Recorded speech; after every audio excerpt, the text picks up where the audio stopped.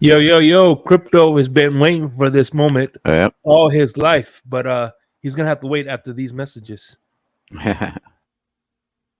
New seasons, new gear. Show the world what it means to be a fan in 100% authentic gear. Fanatics, officially licensed everything. Get ready to dive into a new world of online shopping with the Fins Tailgate. Whether you're a die-hard sports fan or just looking for the latest fashion trends, we've got you covered.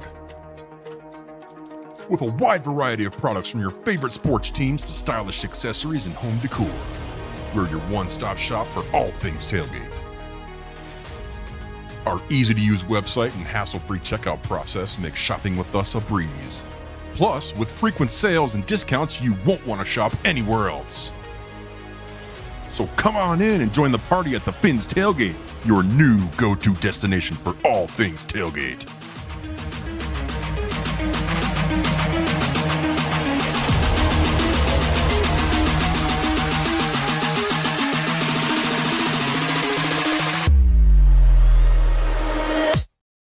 Yo, what is going on, man? And don't forget to find folks over at a Dubby Energy Drink. You know, you click Dubby. the link. Yeah, you get the sample pack. Find out which one's for you. You get a cup. You get 4 flavors. I like the apple sludge. And, don't forget the lineup. We got myself and color. We got myself, El Capitan, Ali, Lewis, the Rabbit Dolphin, KP. You're truly Crypto. Tonk TMI Tuesdays. Hopefully there will be an episode tomorrow. And don't forget, this Saturday at 3:00 in the morning, we're going to be doing a live episode of Insomnia. So that'll be Saturday or Sunday, 3 a.m. Oh, yeah. Officially 3 a.m. Yeah, officially Saturday. 3 a.m. Saturday, 3 hours past midnight in the start of the day. And by the way, we all know what Estefan wants for Christmas, a tranny call girl.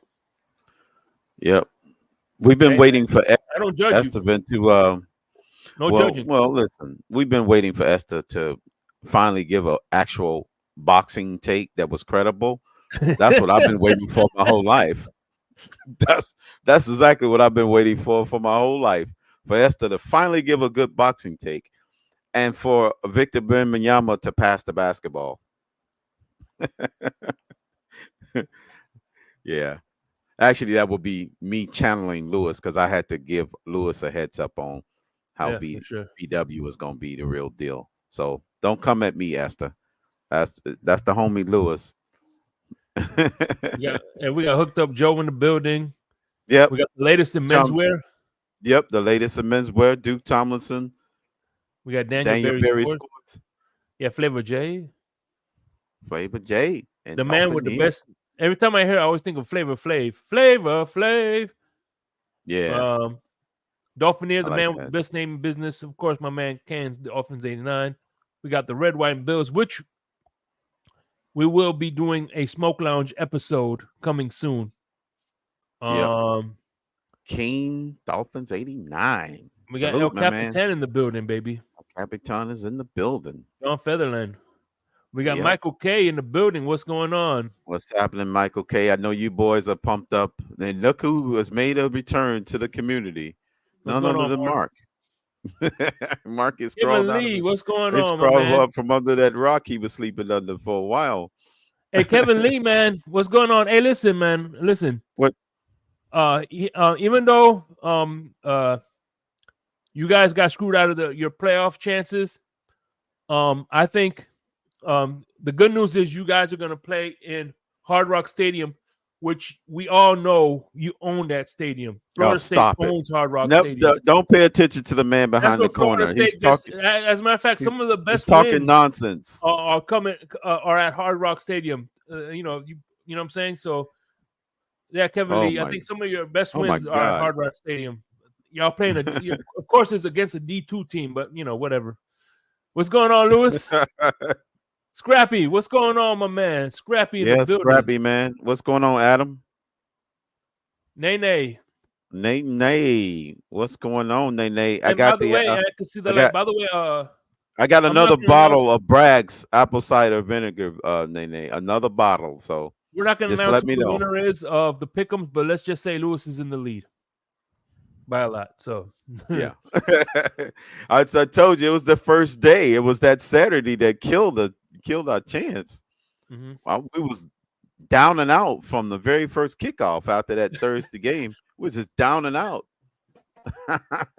Then Brian Flores decided to play freaking T. Higgins like he's a freak, treat him like he's some freaking rookie, and decided not to play defense on him for whatever reason, especially when Jamar Chase went down. I was like, oh, they got this one in the bag. Then they tried to push to no avail. Couldn't even get an inch. Can you believe that? Yeah. And that's the reason why the push tush will remain in the NFL. Mm-hmm. Because one team can do it and the others barely do it. But I'll give to be fair with Michael K and Mark, the Bills in an eerie way have a similar version of it, but it's mostly all the quarterback that's doing the pushing because his size. And by Nobody's the way, really pushing him. Maybe you can answer it. Have we cut Tua yet? Have we cut him yet? I don't even know who's that guy. What's going on? Who's scummy? Who's that? Hey, Lewis, what's going on, man? What's going on, fellas? What's going on?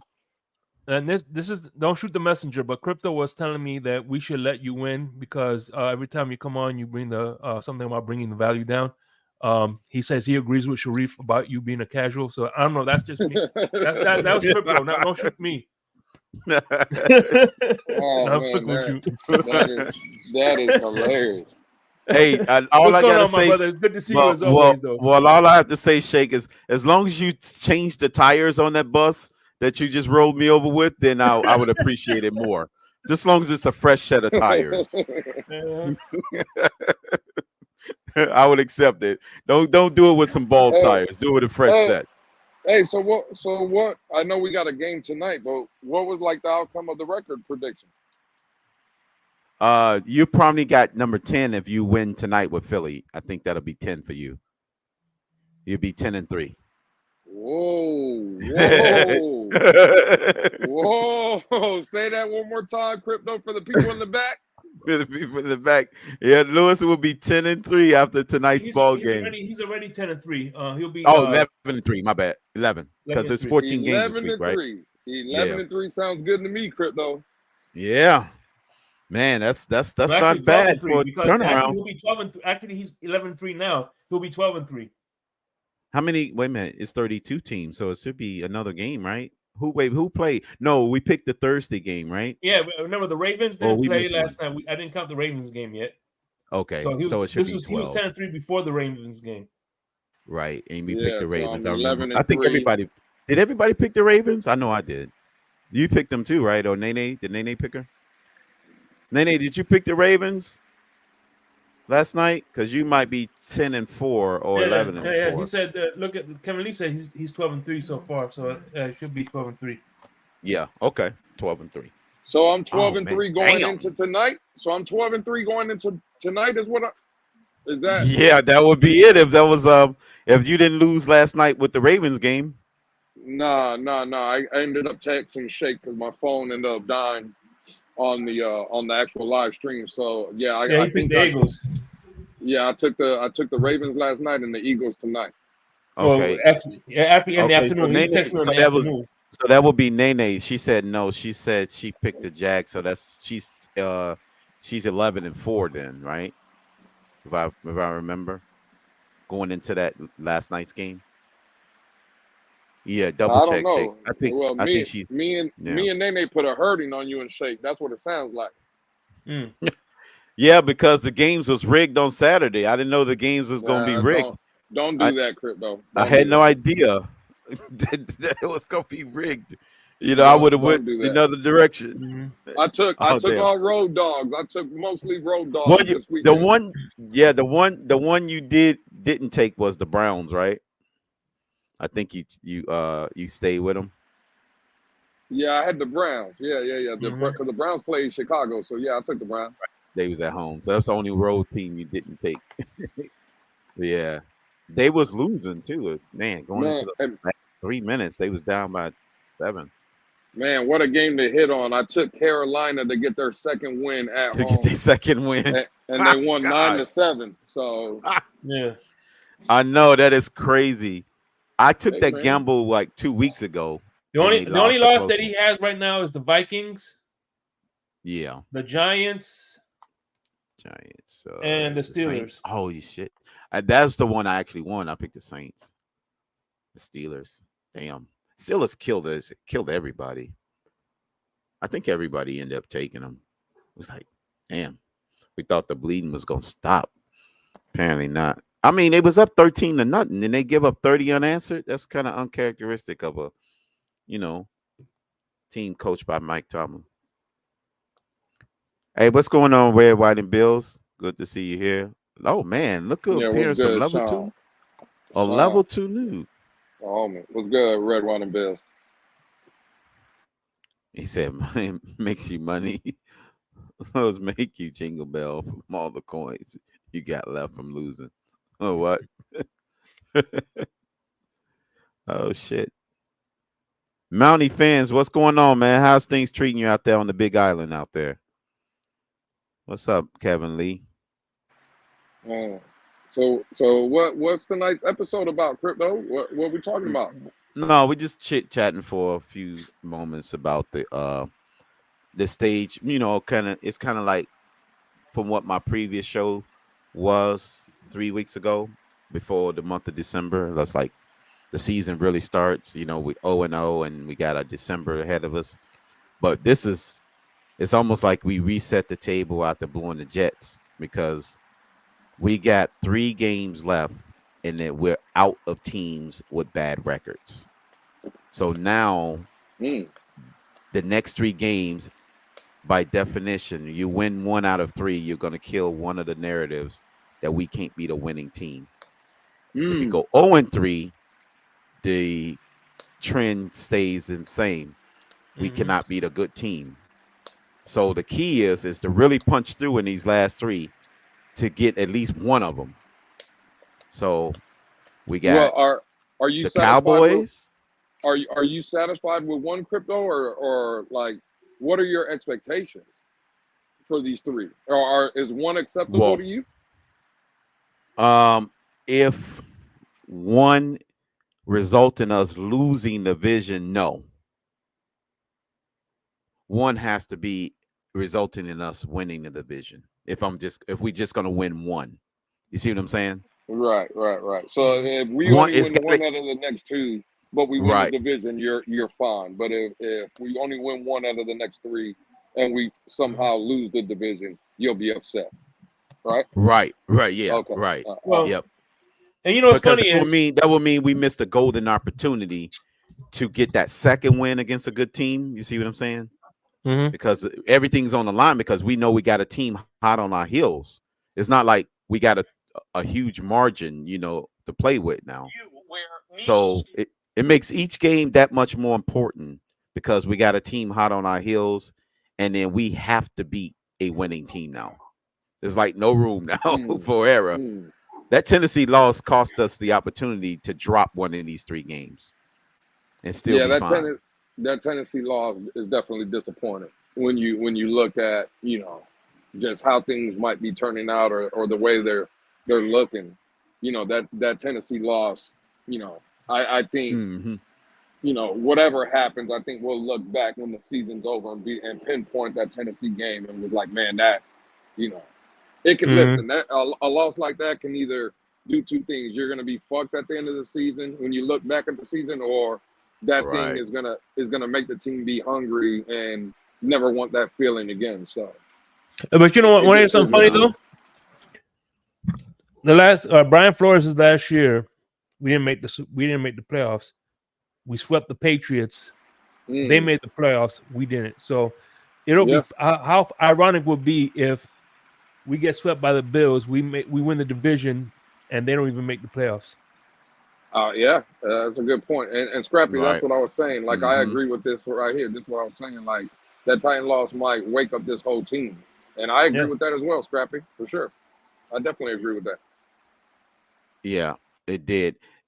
I kind of wish the games were like out of order. Like the very next game would have been the Cowboys, then the Jets, then the Ravens, and then the Bills. Mm-hmm.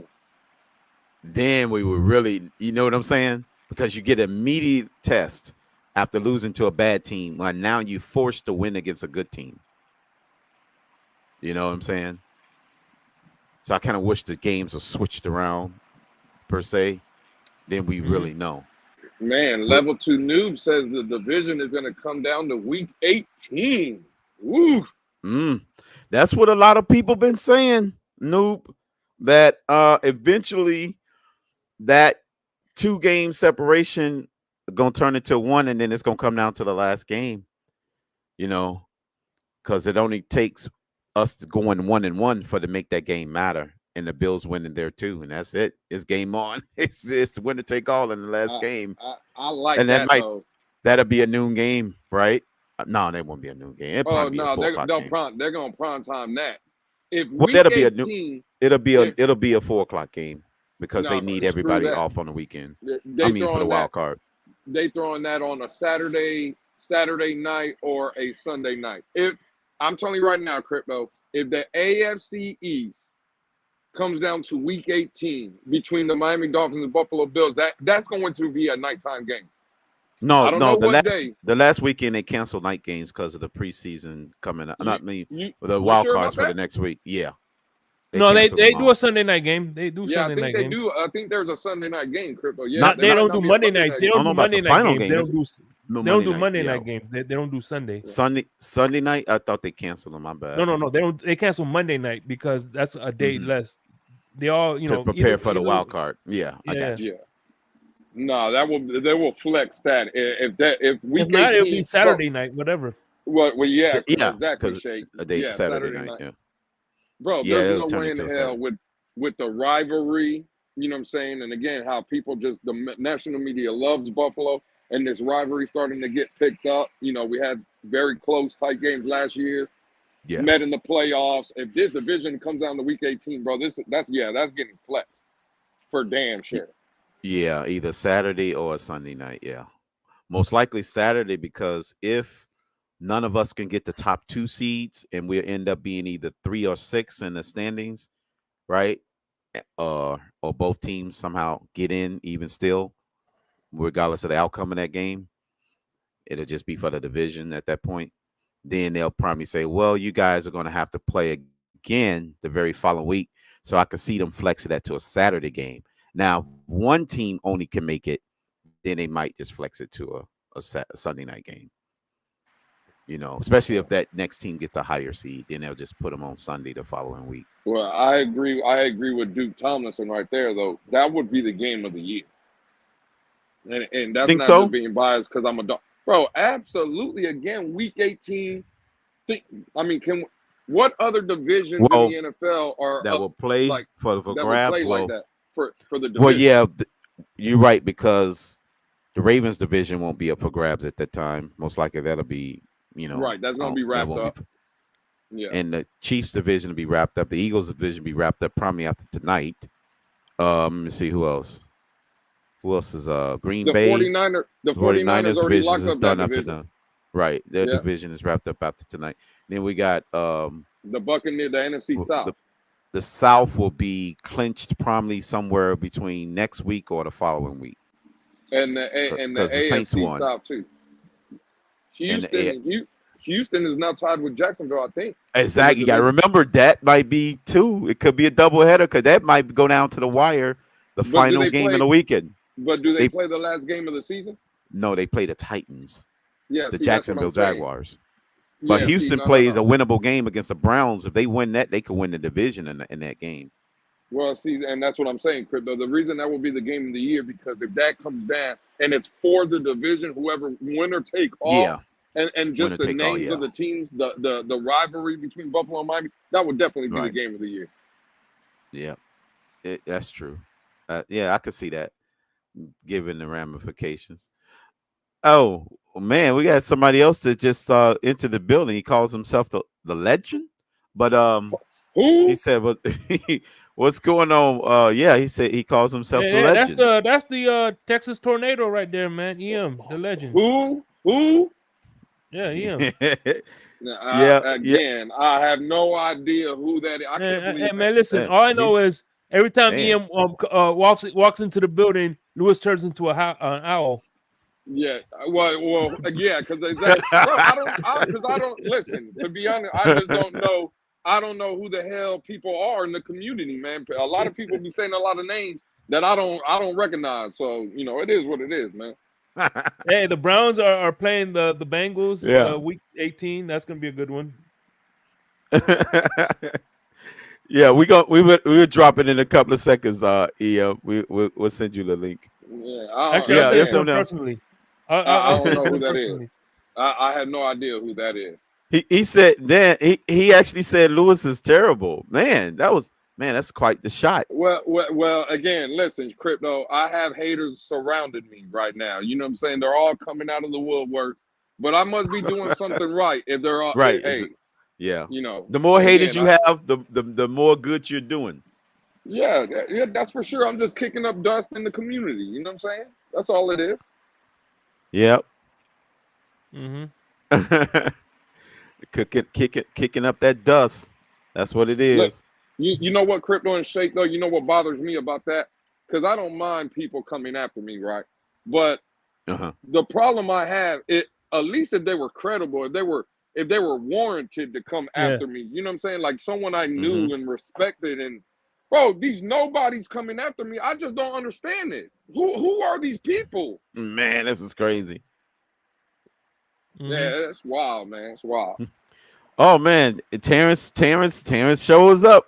He said, "Hey, Lewis, you heard me yesterday too. Keep talking, buddy. Keep talking." By the way, where was Terrence yesterday? Did he show up?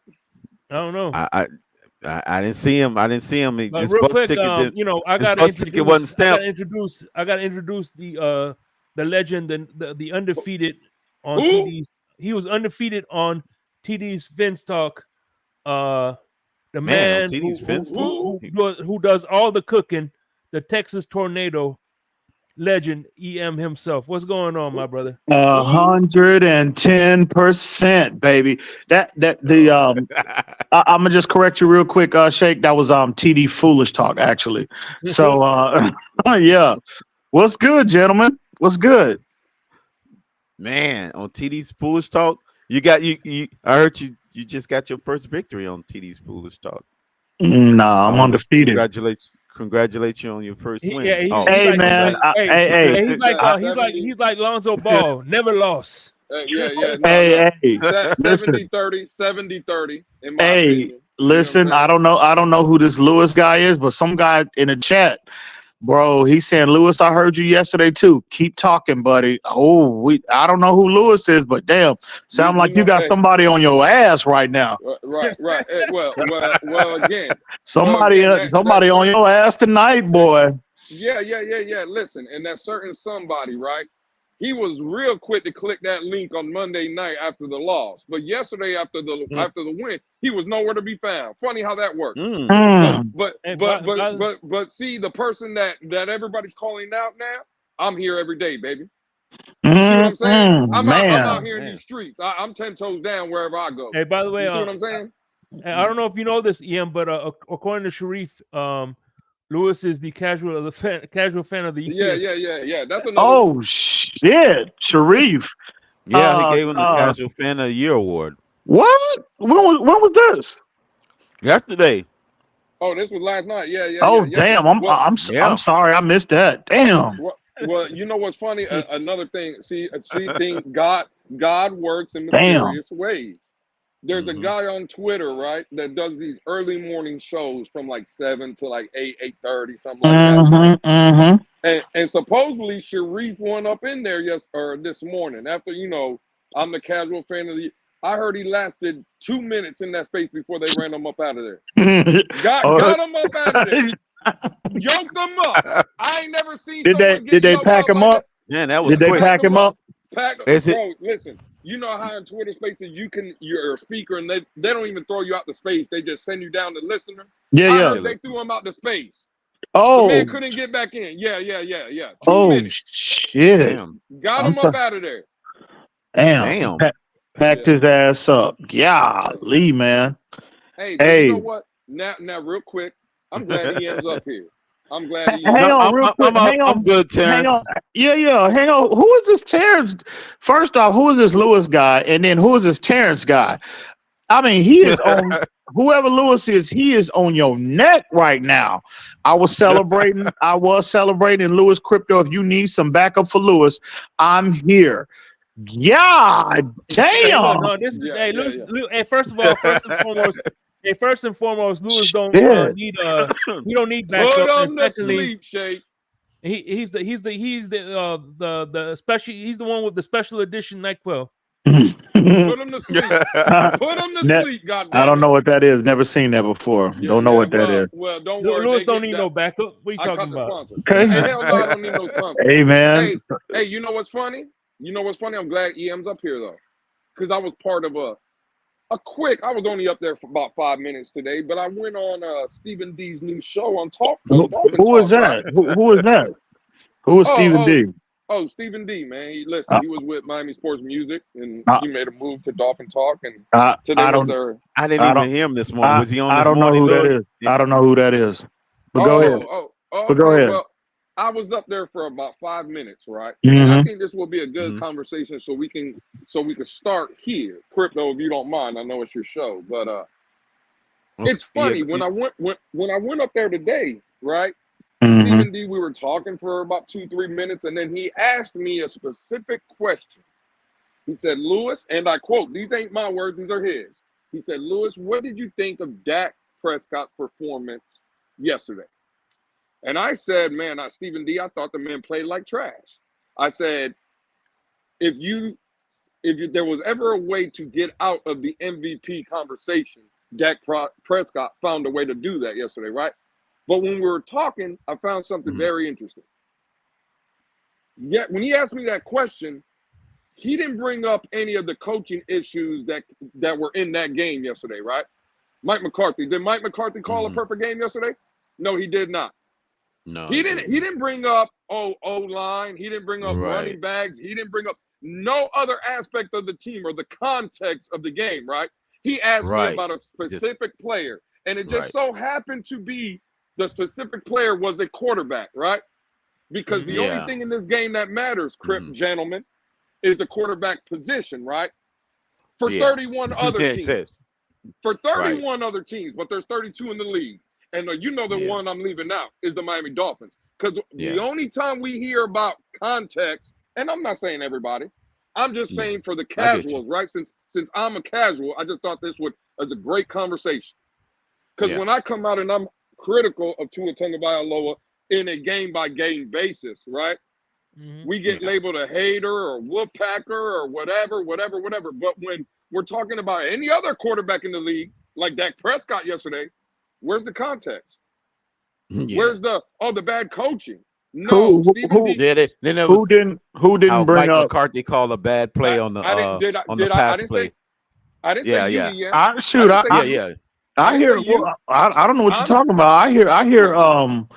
Because I live here I currently reside here in the great state of Texas, but those Cowboy fans that I have conversations with, they always providing quote unquote context for the people that like and that believe in Dak Prescott. Now, the people that don't believe in him, no, they're more, they're easily dismissive of, the things that Dak can't control around him that can contribute to a bad game. So it goes both ways. But I hear a lot of Dallas fans provide, again, those people that support him and believe in him. Well, again, in Dallas, in Dallas, what I'm saying is that more media centric though, EM, or no? Both fan centric as well as media. And that's fine. That's cool. But that's in Dallas. I'm saying from where's all the people that have that energy for our team, right? Because at the end of the day, EM just said, EM, I'll ask you a question. I don't know. I'm not going to ask you if you sat there for the whole 3.5 hours and watched the whole and complete game, but you seen some of the Buffalo Bill and Dallas Cowboy game last night, did you? Oh, yeah.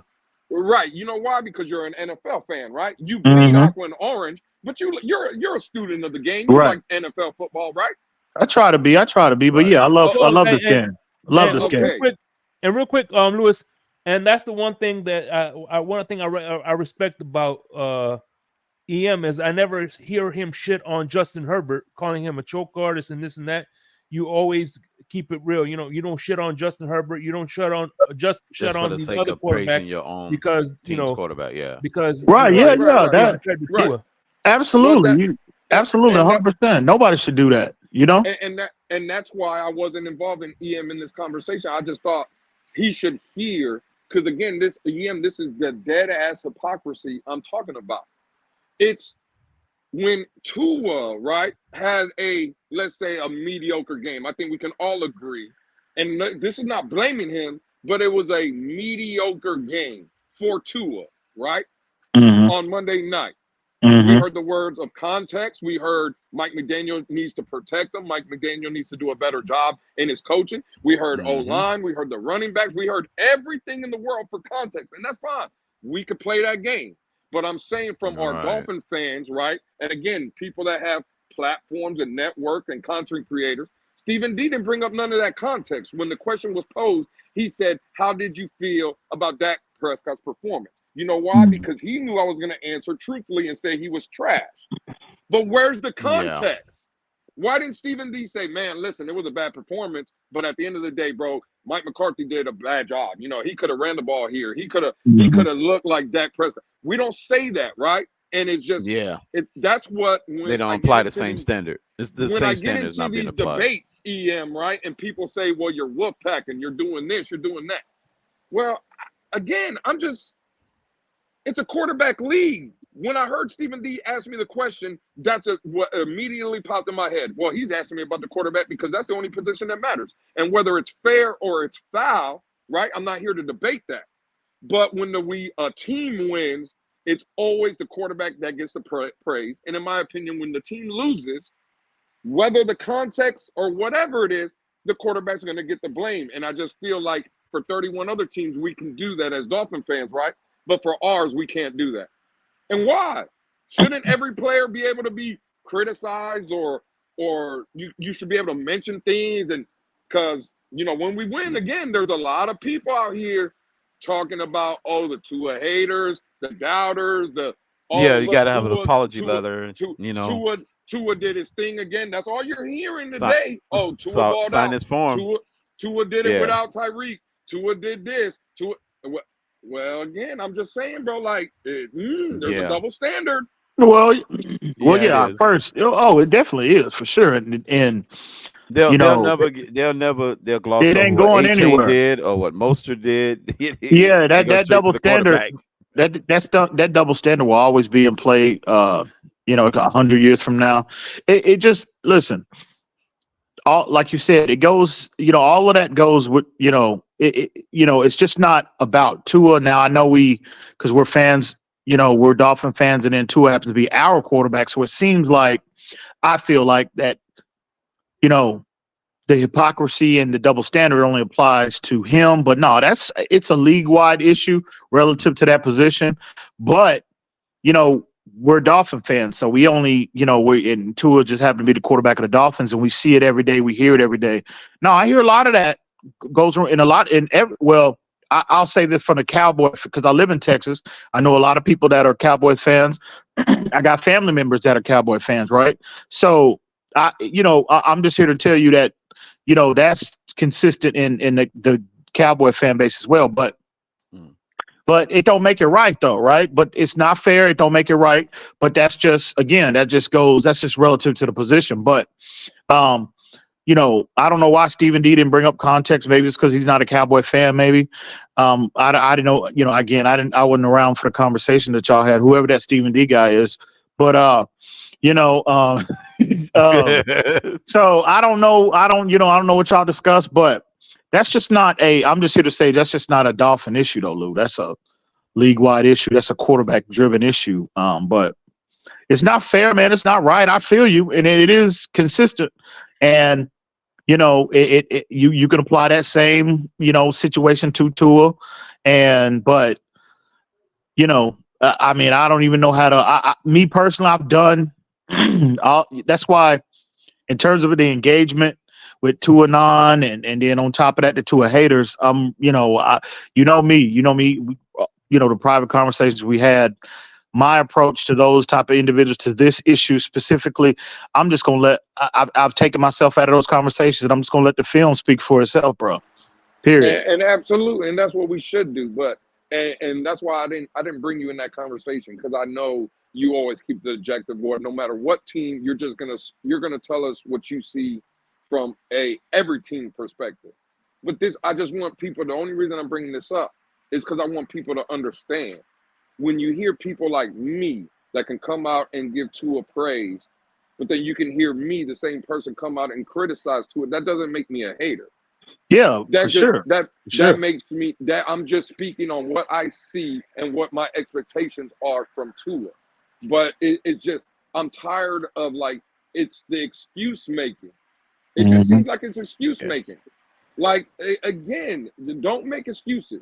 It's okay to say, my expectation for Tua wasn't what we seen on Monday night. My expectation, this is the perfect example. I'm glad what happened yesterday. Because to your point, I'll give you guys credit all the time. You wanted balance, 28 rushing attempts, right? To your point, in private conversations, and I heard you already say it once, that the yardage per attempt wasn't there, but it was just a commitment to it. Tua didn't throw for 4 touchdowns. Tua didn't have 350 plus yards. You know what Tua had? 21 for 24 for 240. Very efficient. 1 touchdown, no. And that's what we need. Right. A real hater would come out and say, man, Tua had a bad game yesterday because he didn't put up the yardage. Oh, he didn't do this. I'm not asking for that. But what I'm asking for is not the Tua that I had on Monday night. I'm just asking for the Tua I had yesterday. That doesn't make me a hater, right? That just wants and again, it's because of the expectation. It's because of the work this kid has put in for his body. Hasn't been hurt. Now we're going week 15 already of the NFL season. Tua Tagovailoa is still our QB1. We should all be praising of that. And it's not because of anything we said this offseason. It's from the work that he put in. That's a credit to him, his performances. But again, the more performances you have like Tua has this season, the expectation just goes higher and higher. And that's not my problem that it happened. And we should all be excited for it. But nah, bro, when you have less of what your expectation is, I think it's okay. And it's not a Tua issue. It's an anybody issue, right? Like a Bradley Chubb, he just had a great game. Now, if Bradley Chubb comes out next week and has 1 tackle, not even sniffing the quarterback, and plays like dog shit, it's okay to come out and say Bradley Chubb was underwhelming next Sunday, if that happens, right? That's not being a hater. That's just because of the expectation that Bradley Chubb has put on himself. And I just want more people to be like that. Be objective, bro. Don't have, whatever side of the fence you're on, if you're a hater, don't be a hater. And if you're a knee padder, right, and we all know what knee pads stand for, don't be one of those neither. Be objective and call it how you see it. Yeah. Oh, I agree. I definitely approve that message. And the one thing I liked about the one thing I liked about Tua yesterday was the fact that he didn't put the Jets in an invitation position to score. You know what I mean? He made the Jets offense try to earn every blade of grass instead of, because I think that's one of the reasons why Jets were winning a lot of their games, was because the defense would be, that defense was great, and they'd be putting they'll put their offense in a good field position. We didn't do that yesterday. He was being very careful, distributing the ball a lot better. And the one thing I could honestly say, this is the one year when Tua's getting hit, I don't fear him getting broken. He looks like he's taking those hits a lot better this year than he has in previous years. Yeah, he's on your way. He's on you right now. I'll see that clown.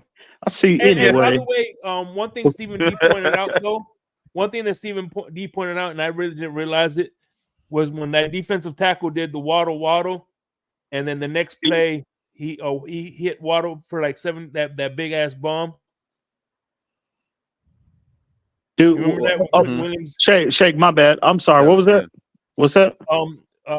Quentin Williams, after he sacked Tua, he did the waddle dance, and then after that he hit Waddle for that ball. Oh yeah. You see him? Did you see him? He was like, he told the Jet sideline, keep talking, keep talking, keep running your mouth. Yeah. So, but I felt yesterday, man. Ian, look at this comment. Look at this comment right here, Ian. Do you agree with this? What's that? But he wasn't addressing you. But Hannah, why are we on average quarterback talk again?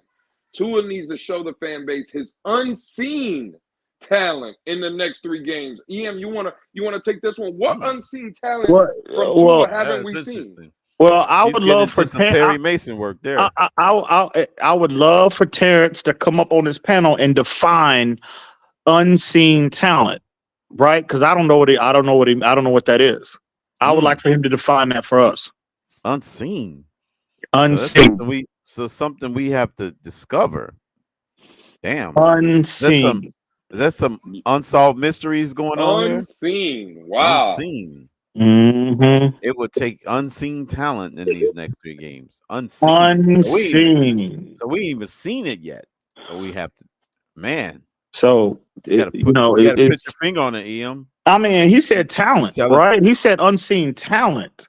So talent really don't have nothing to do with his play on the field. That's just a physical, a God-given biological issue, right? So what is Tua going to automatically come out and run 4-3 in the next 3 games?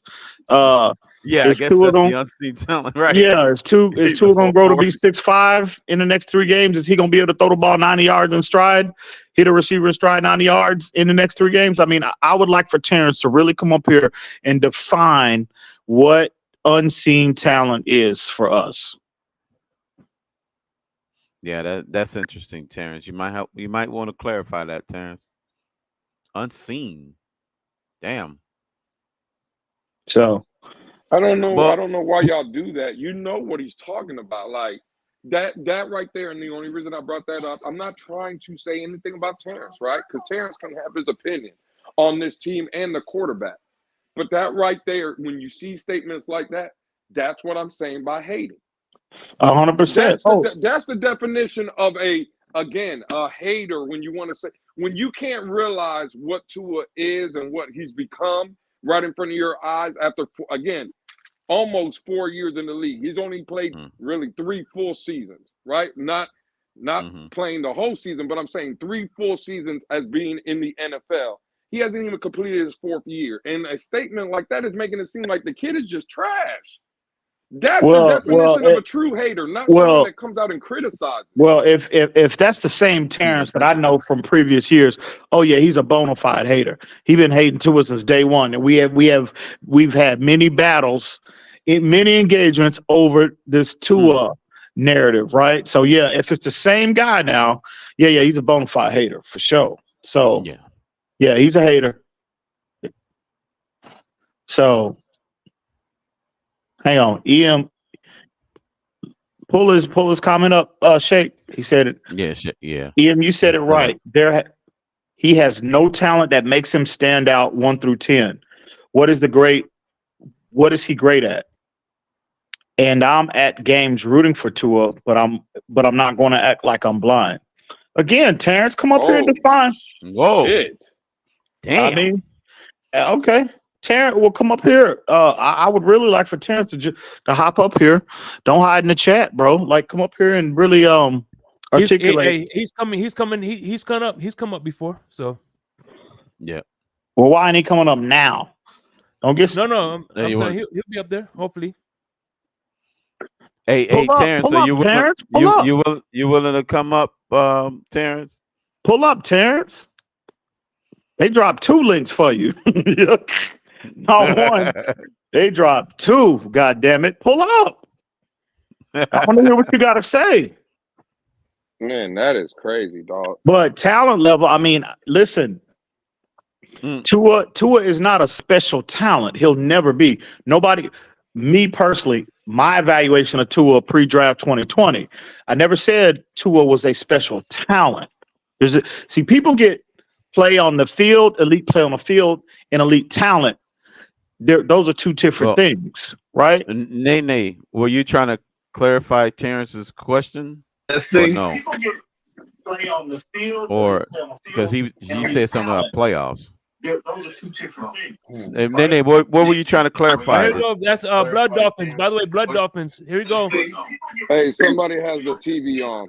Yeah, that's Terrence probably. Terrence, you got your hold on. Your background. Yeah, hold on. I don't have mine on volume.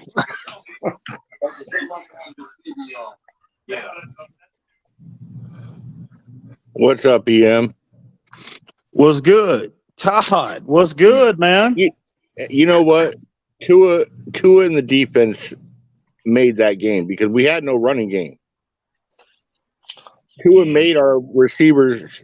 He added to the running game with those short passes, did everything that he was supposed to do, and we walked away with a W and a shutout. Todd, you played running back. See.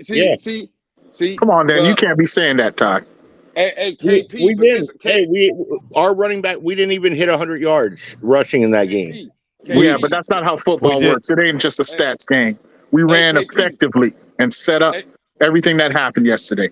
My bad. A lot of our good runs got pulled back because of holding calls. KP, this is where we got them right here. And Todd, salute to you. I'm not coming after you, Todd. Yeah, me either, Todd. I respect you, Todd. Absolutely, Todd. I respect you too. But this is where, again, let's go now. A week. It's only been a week.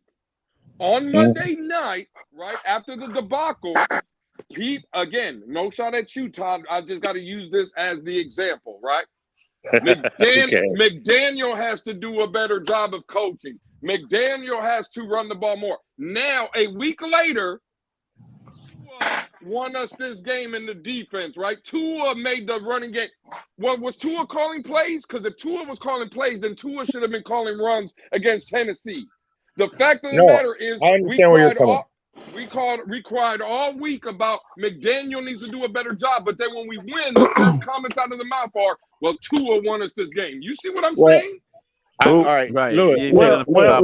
Adjustment. Yeah. Hang on real quick. I mean, can we agree McDaniel should have called a better game on Monday night? Is that in fact? I mean, is that not true? 1,000%. Okay. So A, and then B, he actually corrected his mistakes in this game. We talked about this, Lou, Sunday, right after the game, right? Correct? We had that private conversation, right?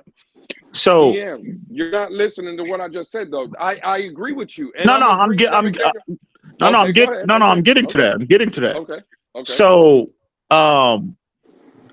So your issue is the fact that you don't think Tua. Well, Todd, I don't even think from what he said the defense and Tua, they actually contributed, to this win Sunday, which Tua had a big. I think what he's trying to say is put some respect on McDaniels as well. Yeah. Well, yeah. I agree with that. Well, yeah, that is true. But Tua had a big part in the wins Sunday. His efficiency. He didn't turn the football over, right? I mean, he had a big game. I mean, they disagreeing. No one's disagreeing. They ran the ball. They ran the ball, right? The attempts were there, but they were unproductive they were not productive on the ground Sunday. But no one is remember, we had a bunch of short field situations. You can't have it both ways. You can't decry the lack of stats for the run game and say that they were not successful, while on the same hand saying that 224 yards passing and 1 touchdown is excellent. Because that is similar. No, we said efficient. We said efficient. Yeah, it is efficient. That's what I'm saying. It was a great team win. And I don't disagree with you, EM. McDaniel was more committed to the run. But my only point is this. If we're not as committed to the run as unsuccessfully statistically as some of those runs were, that bomb to Waddle doesn't work. Wouldn't happen, right? Exactly. You see, it's that commitment to the run that had those Philadelphia Eagles defensive players, right, breaking down. Okay, they physically capitulated in that game because of our commitment to physicality. Absolutely. I mean, you've listened. If anybody's been listening to me long enough, going back to last year, I told y'all. The blueprint to get to our desired destination, which is the Super Bowl, is not to throw for 6,000 yards.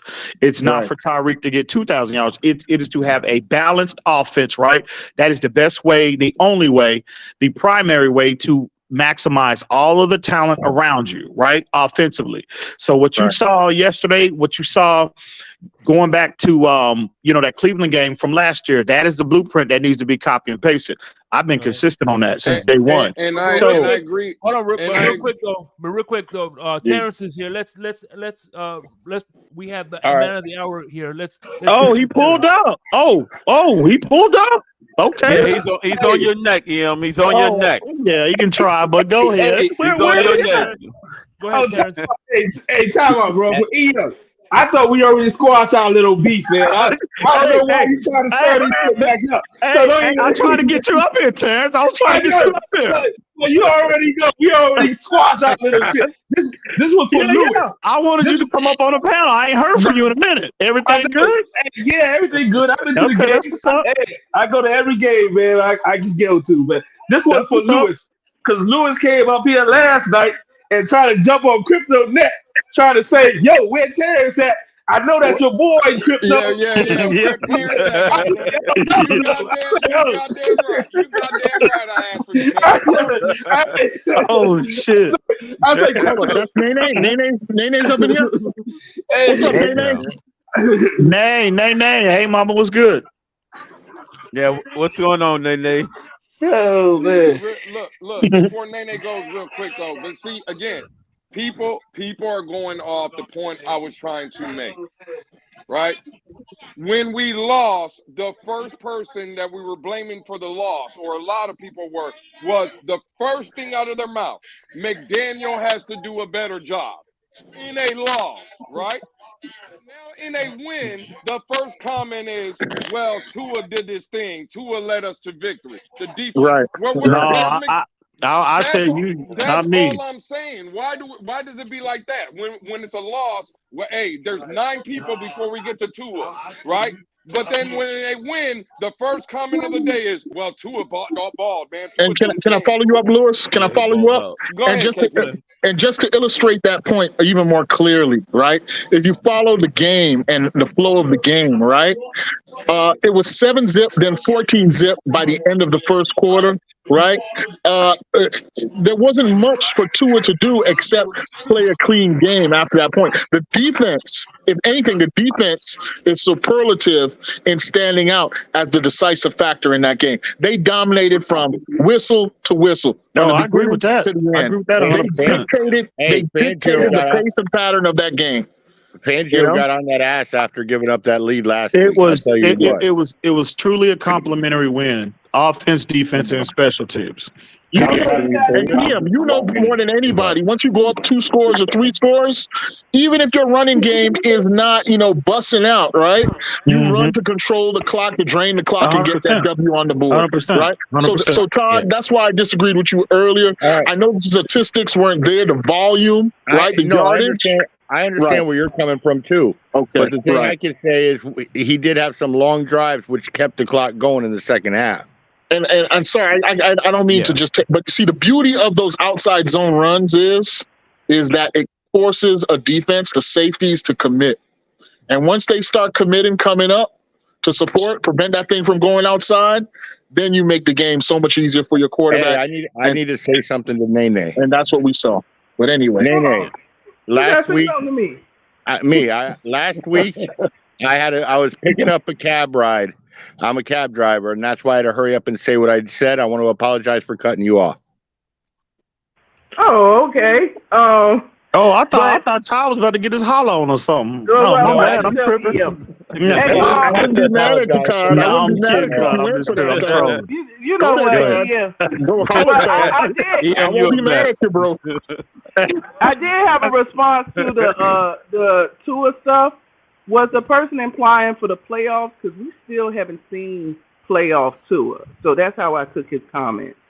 That talent allegedly. Oh, you're talking about the unseen talent. Yeah, Terrence. I want you to I'm sorry, Nene. Is that fair to say his point is correct? That we haven't seen him in the playoffs yet. Yeah, that's all I'm talking about. I'm saying we gotta see Tua take this team to a victory when the game really counts. You know what I'm saying? Like these next 3 games, he's gonna show if he's the real deal or not.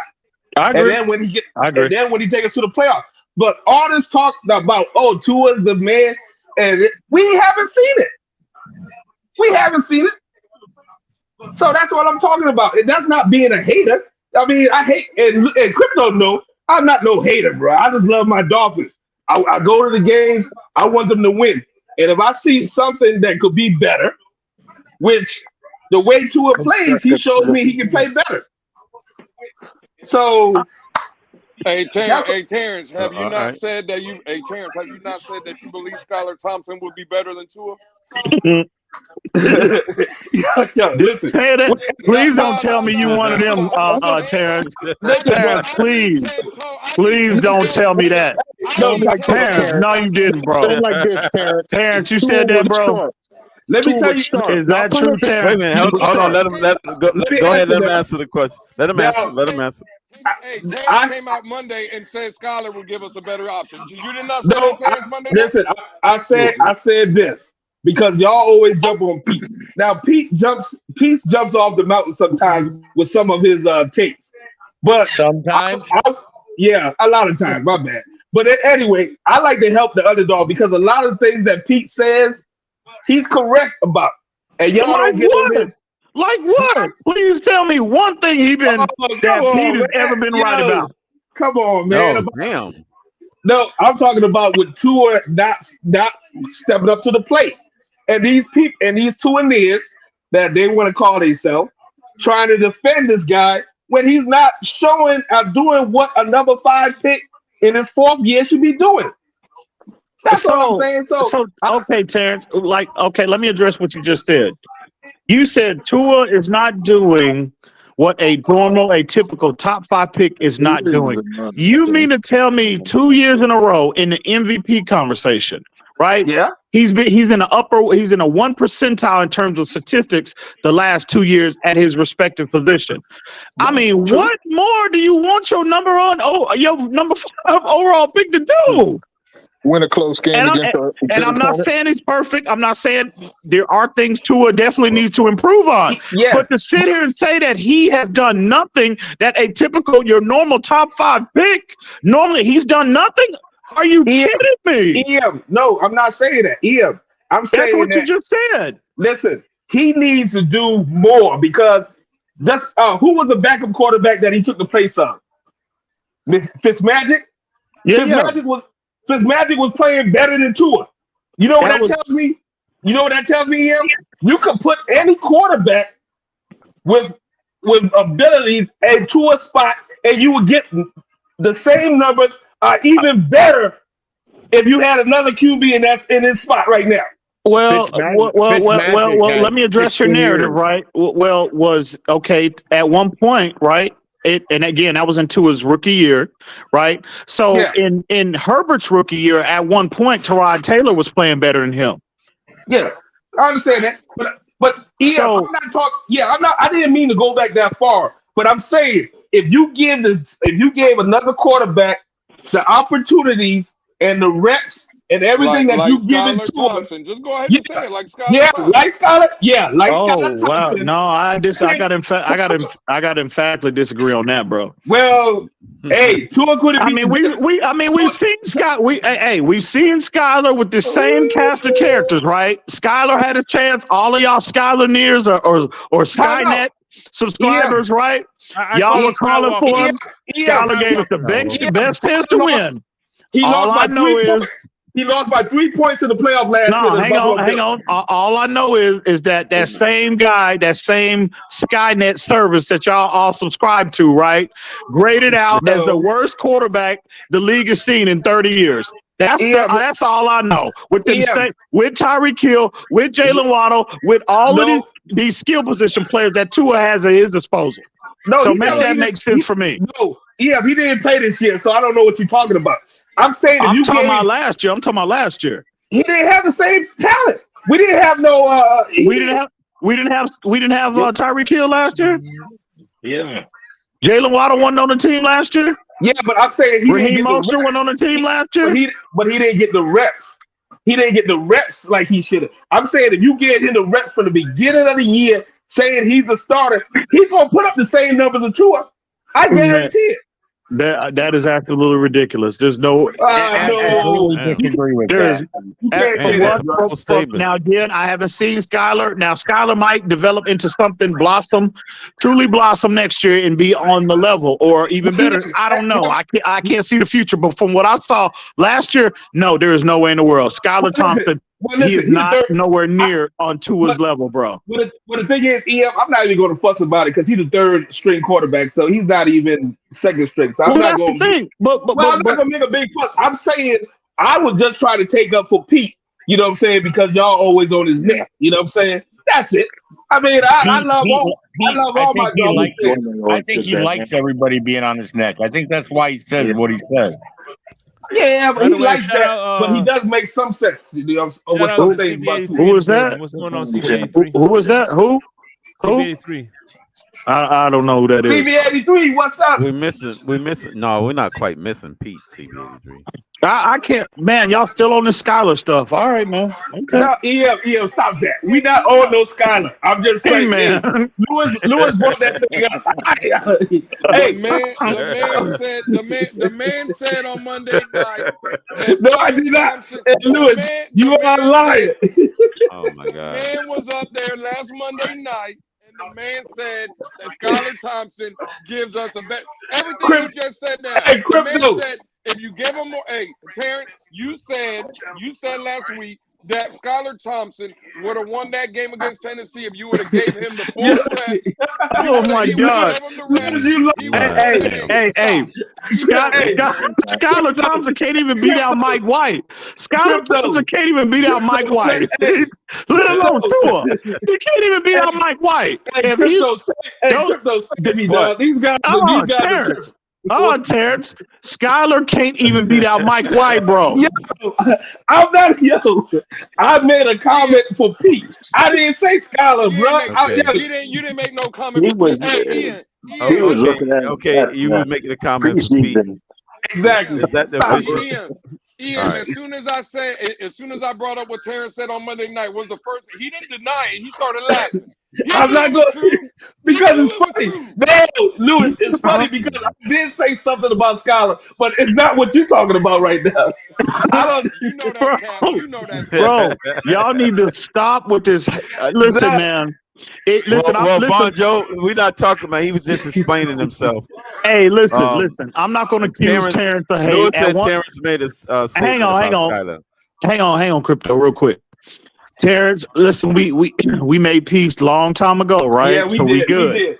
Yeah, we had our battles in the past, but we moved on from that. But listen, and I'm not going. As of right now, I'm not accusing you of hate, but it just seems like. Not just you. I'm just saying there's a lot of the fan base that even with Tua's improved level of play, I think we can all agree that he has improved tremendously going from his first 2 years to his last 2 years, right? Yes. But it's like people, even we can agree on that he has improved. It's like the people that were once on the side of the fence of hate, they're still looking for an excuse to try to take away and kind of, minimize Tua's actual improvement and his impact on this team. It's like they're just constantly looking for an excuse as opposed to just let the developmental cycle play out and let us play on the field speak for itself. Well, I believe you in that, but I think it's already played out almost. I think these next 3 games is going to be the end of it. You know what I'm saying? I think it's already has been played out, but we're going to see what he can do these last 3 games. You know what I'm saying? I mean, it is what it is, man. I'm not no hater. I know a lot of people out there hate Tua, but I love everybody on Dolphins. When y'all hate on Austin Jackson, I love Austin Jackson. When y'all hate on the little wide receiver we had, I love all my guys, and I want them to do the best. But if you're not doing it, you got to move on, man. And y'all talking about signing this guy to a new contract? But he's playing. He's in the MVP conversation, Terrence. Dog, that's because he plays with the Dolphins that has a lot of good pieces around it. No, it's not. No, I disagree. Listen, man. I'm not saying talent or improve every. So you mean to tell me Are they ready to move off of Joe Burrow? Like, because all of y'all that hated Tua, right? KP, you, and all of y'all, well, not hate, but y'all are not the biggest, Tua fans. But I've heard y'all reference Joe Burrow. Y'all hold him in high regard, right? Are y'all paying attention to what's going on in Cincinnati? You got a 6th round pick, right? You got a 6th round pick that is coming in, and see if Skylar would have turned around, right? You proving my point. Hang on, Terrence. No, I'm not, because I'm not proving your point. Hang on.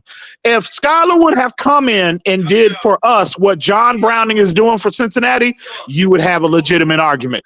But when Mike White comes in, there's a significant drop off. When Skylar Thompson, there's a 30-year quality level of play drop off. That's not what happened. Look at what's going on in Cincinnati. They got that's a legitimate conversation to have with that organization. But we never seen a player come in. We never seen a number 2 or 3 guy come behind Tua and replicate the success. We haven't had a second stringer or a 3rd-year quarterback. I'm sorry, a 3rd-string quarterback come in and replicate the production that you're getting from Tua. We have yet to see that. And until we do, we cannot entertain that conversation, bro. 2 quick points. Number one, the only person bringing up Skylar Thompson tonight is none other than EM himself. Point number two, and EM, you must agree with this. The reason we call out Joe Burrow's name is because when Joe Burrow's in primetime, Joe Burrow wins games. When has Tua been on Monday Night Football, Sunday Night Football, had the national stage, and showed his development and talent? When has he succeeded? He did it one time. Shit. Thursday night against Baltimore.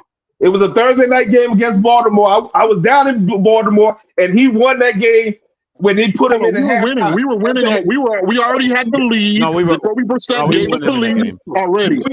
Yeah, y'all forgot about Baltimore last year. Y'all forgot about that? Yeah, but that was in the prime time game. Y'all forgot about the Charger game, the first game of the season, because the defense didn't get off the bus. The defense didn't get off the bus again in that Charger game. I'm not trying to talk over you, brother. I respect you. I respect you. But you keep on raising Tua up to an MVP level, right? Without Tua having passed the test of being a champion on primetime television. You know that is a rubric that he must cross in order to reach that level. Who's ever denied that, KP? So, but then you're prematurely raising him to MVP status. No. First off, MVP. The MVP is a regular season award. Right. Last time I checked, right? Last time I checked, the MVP award is a regular season award, is it not? And he hasn't been MVP in the regular season. Primarily given to quarterbacks. Correct me if I'm wrong, EM. You're not raising him to that status. It's the people that are voting that. No, it's his numbers. It's his production is what is elevating him into that conversation. That is what's elevating him, not me. It's his numbers. It's his play on the field. Hey, fins up, guys, real quick. Fins up, first of all, great win, 30 up against the Jets. I want to ask KP a question if I can, because I see the goalpost, but once again, has been moved. First, it was injuries, or he got to do it this way, or the Dolphins have to do this. Now it's beating primetime games, right? I want to ask KP this question. Go. Give me the sample size of all the primetime games that Tua has opportunity to participate in. And if you give me that, do you think that's a valid sample size to criticize his play on? No, he dropped out. He probably be. I answer that. Yeah, I just want to know. I answer that. How many primetime games Tua has played in, and is it a fair sample size? He played in at least 4 primetime games, and he shit the bed in all 4. What games were those? So wait. It was the Christmas game. It was the Christmas game. Last year, Green Bay. Yeah. So Christmas game. If you want to use Green Bay. If you want, wait. Cincinnati game. Green Bay. Cincinnati game. Green Bay. Do you think that the concussed tour in the second half out is a bigger mark than the outballing Aaron Rodgers in the first half? I mean, annihilating him, killing him in the first half. Yo, come on, bro. Tua ain't had Come on. That's a made-up stat, man. Come on, man. You know Tua ain't had no concussion. Dog, he was balling all the way into the fourth quarter when he threw the 3 interceptions. What are you talking about? Concussed, bro. He was concussed. He was balling after he hit his head and was all the way. Tua didn't ball out of the fourth quarter. What are you talking about? Tua didn't ball out at all in the second half. He came out. No, he balled up. Listen, he hit his head in the second quarter. The game was still close into the fourth quarter when he threw 3 interceptions. He wasn't. You know why the game was still close? You know why the game was still close? The game was still close because Tua balled out in the first half, and then in the second half when we couldn't do nothing. Exactly. So when you talk about concussion, he didn't get a concussion until Monday morning when the team was like, Tua sucks. We need another guy in here right now. I mean, you're just not being fair. You're just not being fair. So handle your business. You're just not being fair. If you want to listen, you ask the question. I'm giving you the answer. If you don't think you're being fair in your question, listen. If you don't want to hear it, you said it's not that I don't want to hear it. I don't think you're being fair. Well, listen, it's still if you heard you're not available for the game, so that's still not on you. So you talking about the games? It was the Christmas game. It was the Cincinnati game where he got knocked out on national televised television. KP, how many snaps did he get in that Cincinnati game, buddy? Since you're gonna put that on him. I'm not KP. Oh, that KP. Go ahead, KP. No, it was, whoever was saying that. Whoever was saying that. How many snaps did Tua get in that Thursday night game? How many snaps did he get? No, it doesn't matter, bro. You have to step up to the plate when it presents itself. It doesn't matter. Listen, when it presents itself, you must play. If the guy's getting knocked out, then guess what? Listen, if it doesn't matter, then we can't judge him on the game he didn't play. We can only judge him on the game he played. And before he got out, the game that he didn't play against Cincinnati, he was killing Cincinnati. Listen, you the one brought it up. You said what games that he went up when the light was on. What happened? 2 of the games. So you named 4 games. So you named 4 games. Tua has played in every bit of probably 60, 70 games at this point. And you said 4 primetime games. I'm not finished. I'm not finished. You think that's a fair sample size? No, I'm not finished. He had 5 games last year when he only needed to win 1 game to get us in the playoffs, and he lost all 5 games. Which interception did he drop? Which fumble did he not cause? Which DB did he lock down? Which DB did he lock down? That's what I'm saying. Which goal did Tua miss? You're not making no sense, bro. You just want to yell about nothing, bro. Oh, shit. God damn. I answer your question, and now you want to bring all this other stuff to mix up the people's minds and stuff. You talking about Tua lost 5 games last year. And I'm asking you, is the master of deflections. Which interception did Tua drop? Which interception did Tua drop? Which sack did he almost get that he didn't get that cost us the game? Which field goal did he miss? Is at it again. Which field goal did he miss? Thank you, KP. This guy just throwing up, trying to get everybody confused, where the real problem is right behind center. They can't grab a damn ball between somebody and let me say something here, Terrence. Listen, they're trying to make it seem like if we and other fans are not acknowledging Tua's growth. Tua has grown leaps and bounds since year 1. I can't tell, KP. I can't tell, bro. Let me finish my statement. He has grown. Damn. He's grown to a level now where he's comfortable feeling himself. He lets us know, right? He looks like he's in charge when things are going right. Now, just as easy as I can acknowledge that and say that, we got to be honest and also say that when it's time for him to put the team on his back, he has consistently failed up to this point. That is equally true. And anytime let me finish. And whenever somebody rises to make that second point, that latter point, y'all two protect the agency, y'all go crazy. Y'all go crazy. Y'all two folks, y'all two ears go crazy. You don't want to acknowledge the truth. You don't want to acknowledge the truth. Somebody turn up, goddammit. I'm trying to turn up, goddammit. I'm sick of you. I'm trying to turn up. When it come down to putting the team on Tua's back, I'm trying to turn up, goddammit. Hey, look, I'm giving you your flowers. You're right. When it come time to put the team on his back and for Tua to do, he didn't do it until he did. Yeah. And he did it in Baltimore last season. I'll give you that. He's done it in sports and flashes, but he's not done it consistently. And that's the difference between him and Joe Burrow. And KP. First it was just do it. Hold on. First it was just do it. Now it's consistently. when he blacked out that one game, I was just hoping it wasn't a seizure he had. Yo, what's up? Hold on, I'm repositioning myself in my house. Hold on. All right. What was your question, Todd? I was just curious because last year he's saying that Tua had like 5 chances to win a game. I'm trying to figure out down the stretch what was our record without him in the game. 1-1 down the stretch. No, I'm saying overall last year. What was our record without Tua? Overall? And it was 1-4 overall. I think it was 1-5, wasn't it? No, 1-4 as far as 1-4. That's yeah, right, 1-4. But down the stretch it was 1-1. But you can put anybody back there, though, right? Yeah. And the one you can put anybody back there and win. Hang on.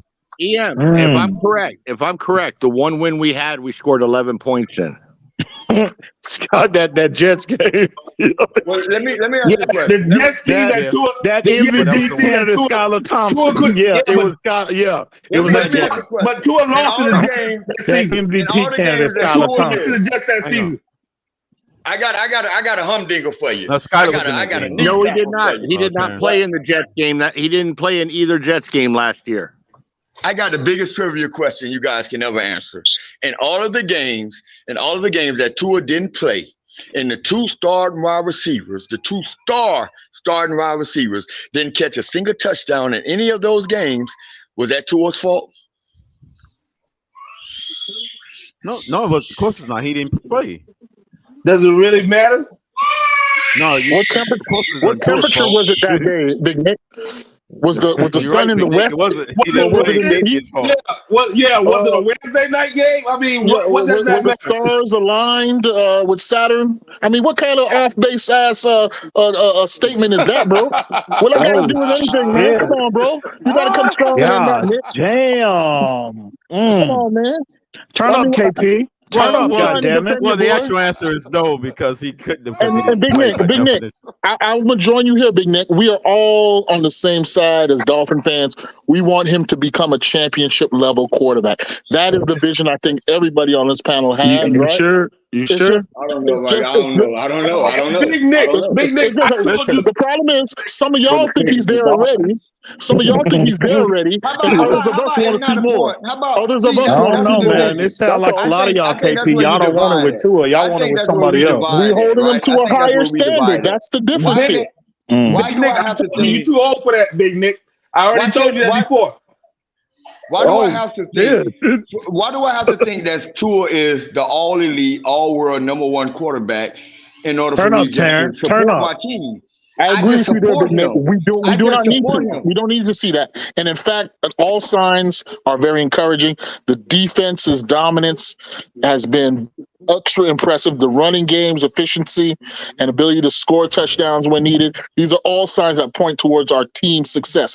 As Dolphin fans, all of us should be happy. But none of that forecludes a critique of Tua, because all of us know that in the playoffs, there's going to come a time where he's got to put the team on his back.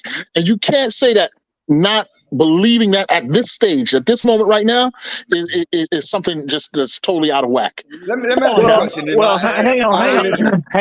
It's not. Hang on, real quick. Let me jump in here real quick. Hang on. Let me address KP. Go ahead, one at a time. Okay, right. It's not totally out of whack because we've seen Tua have moments, right? We've seen him. Now they haven't been consistent enough, but they've gotten incrementally from year 1 to year 2 to year 3 now to year 4. You've seen improvement in that area. He just needs to. We need those consistent MVP moments. That is really one of the against the quality opponents. Yes, I agree. Oh, absolutely. Absolutely. I would say I hate doing this, right? I would say I hate doing this, but I really don't. Since we're on the level of consistency with Tua, just tell me, when has this defense ever been consistent for Tua? They haven't, but that's a different subject. Not until this year. That's a different subject. But I want to ask KP this question. That's an interesting question. Not until this year, Big Nick. KP asked the question, or not really asked the question, but made the statement that we all want a championship quarterback, and something to the effect that Tua's not there yet. Let me ask you a question. I didn't say that. Well, no, I guess I kind of did. No, I guess I kind of did, Ali. Go ahead. Sorry. No, it's okay. If I'm wrong, correct me. That's what I heard when I was trying to get on. Go ahead. I kind of heard that, but I had to pull myself up. Go ahead. What in reference to what you said about we all want a championship quarterback? My question to you is: do you think Josh Allen is a championship quarterback? I think 2 years ago he was on the precipice. Yes, I do. How would you rate him a championship quarterback when he's never won a championship? Well, I think 2 years ago when he was seconds away from making a Super Bowl, I think he was at that level at that time, and just things didn't work out. There was a guy greater on the other side that denied him a Super Bowl, and nobody should understand that more than us Dolphin fans who saw Marino exactly in similar situation. Exactly. But until you actually win the championship, which means you outperform the other defense. No, that's not the point. But his performance rose to that level 2 years ago. This year, he's become a little bit more reckless, I guess you might say. I've seen him he's always made bad decisions, right? He's always been a guy that tries to force the issue. But but you know what? That is typically one of the qualities that defines a championship level quarterback. I mean, that's what we loved about guys like Brett Favre, right? What's the guy? John Elway to a lesser degree. These were guys who could push the envelope, and it didn't always work out, but it did in big moments at certain times, which defined their legacy, right? To me, Josh Allen exhibits that a whole lot more than our guy up to this point. And that's not me hating. The point is this. When I make a statement like that, y'all two in there is get your panties in a bunch and want to call that hate. And it is not hate. That's called being objective. How can it not be when you say that? How can it not be when you say that and you don't acknowledge the fact? How can it not be when you say that you don't acknowledge the fact that Josh Allen has literally led the NFL I don't sit at his posterior and stick out my tongue and lick it like you do. No, you do it. That's what you require. That's what you require. Yeah. I don't agree that has to be done in order to be a Dolphin fan. You think that is what must be done. I don't agree with you, Big Nick. If you want to do it like that, you do it like that, Big Nick. You can live your lifestyle how you want. If you enjoy the booty licking, go right ahead. I don't have the same standard. I don't have the same standard. Damn it. We don't want you to stick your tongue out. I know you don't. I know you don't. You do that for you don't want me in that room. I don't want to be in that room either. Oh shit! Hey, y'all in the same city. Y'all in the same city now. I just want to put that out there. Football. I don't want to kill this brother. I hope you don't want to kill me. Hey, I'm just saying y'all can hook up and meet in a bar and have this discussion. That's all I'm saying. We can meet up. Hopefully we can meet up and talk about how to save some of these youth funny. I have no beef. I have no beef against any Dolphin fan anyway. All I said was y'all in the same city. That's all I said. But you have been accused of doing this over and over again. Stop doing that, bro. All I said, hey, y'all, bro, listen. All I said was y'all in the same championship level quarterback. We all want to see a guy lead us to the Super Bowl. I think all of us can agree that's ultimately what we all want to see. KP, do you think Brock Purdy is a championship quarterback? To me, you brought up the perfect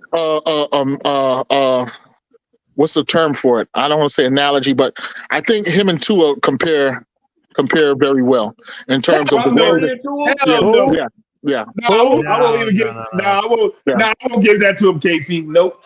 I think they both benefit from having great talent around them, and their ability to operate the offense efficiently is maybe good enough.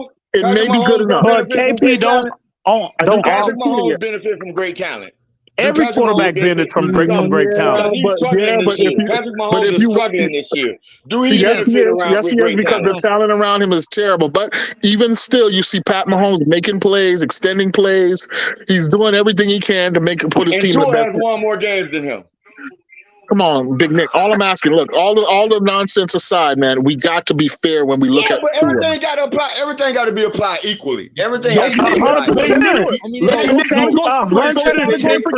So I just asked you, do Patrick Mahomes need great talent around him? Because Patrick Mahomes doesn't seem to be Patrick Mahomes this year. And he had without great talent. In the year, every quarterback needs good talent around them. So KP, let me ask you. Around Tua's neck? Exactly. Why do y'all overemphasize talent around him when it comes to Tua? Okay, there's an answer to the question if you would hear the answer. Because when it's time for Tua to extend the play, right?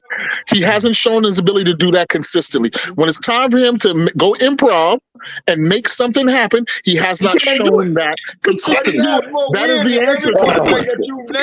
That is no. That is what defines some of those other quarterbacks and why other people rate them higher than Tua. But he has more wins than those quarterbacks. That doesn't matter, bro. Once again, you bringing up stats that don't matter. Yeah, you can put the team. Winning stats don't matter. Wow. Okay. But hey, Terrence, they only seem to matter when they want to support Tua. But when you try to use the wins to support Flores, they say no, it didn't count. Now I understand where all this is coming from. No.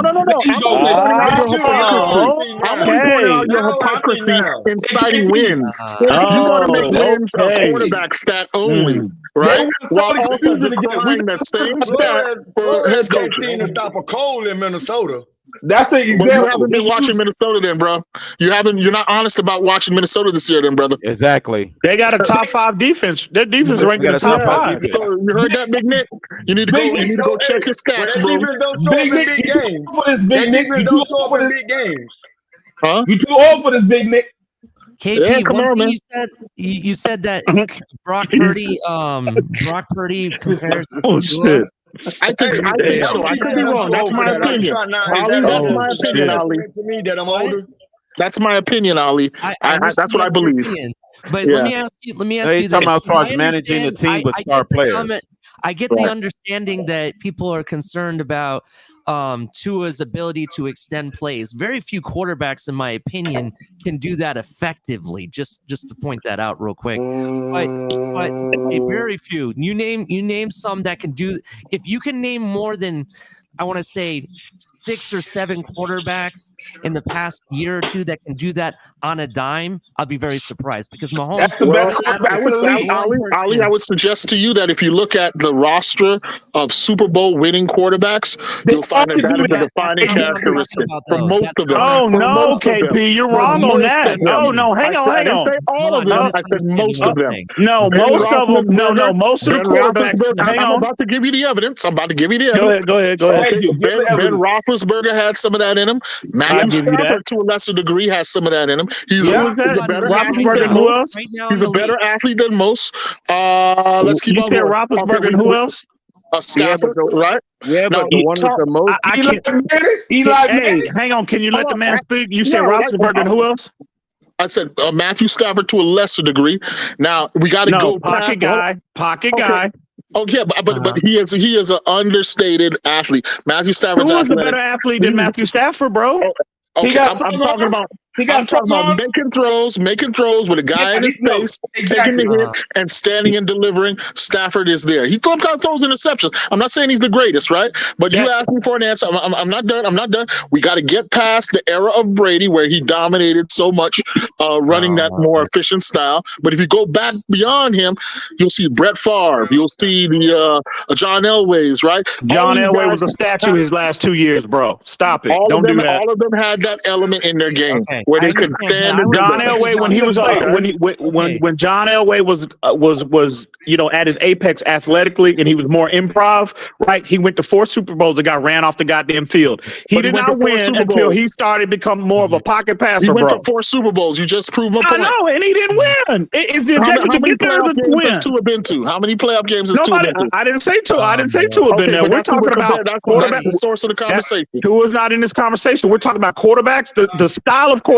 that has won the most consistent at the highest level, and it is the quote unquote system pocket guy. Those are the ones that generally win the most. Answer this question. When have you seen Tua stand up in the pocket and deliver and take up and hit in the mouth? Thank you. When what now? I can't hear. What's that? You said a pocket passer. When have you seen Tua sit in the pocket? Right. Stand in the pocket tall, deliver a great pass, and get hit in the mouth. We've seen that a lot, bro, over the 4 years. What are you talking about? That's being dishonest. So he didn't get hit. He didn't get hit in that touchdown pass he threw to Waddle. Sunday he didn't have somebody didn't come. Somebody didn't shake free and get in his face when he threw that pass. No, he just threw that ball way in the air and let Waddle run underneath it. That's not what I'm talking about. I'm talking about. Oh my God, that was a dime. Yeah, but standing in the pocket and throwing that rock. Hold on. This shit is madness, bro. Wait a minute. This shit is madness. I remember his very first touchdown to Devontae Parker. He got hit and threw a well-placed ball to Devontae Parker. Hey, Shake Money. All right, that's 4 years. That's 4 years ago. When has he done it lately? You didn't say when. This is madness, bro. I just need to say this. See, this is why people deem y'all haters, bro. This is why people call y'all haters. I was just about to address that. I was just about to address that.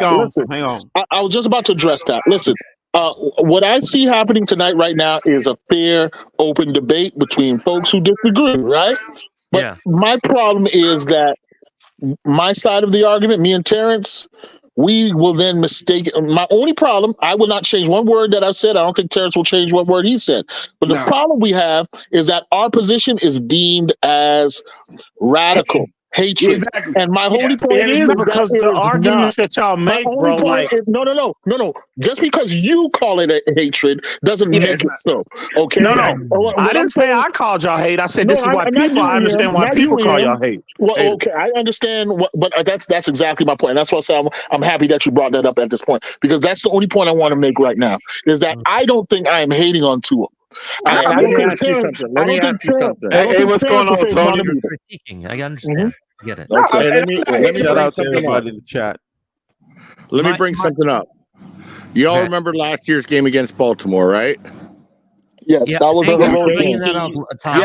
How many times have you seen Tua spin out of a tackle and throw a pass like how he did with Waddle in that touchdown? I mean, he does that sometimes. How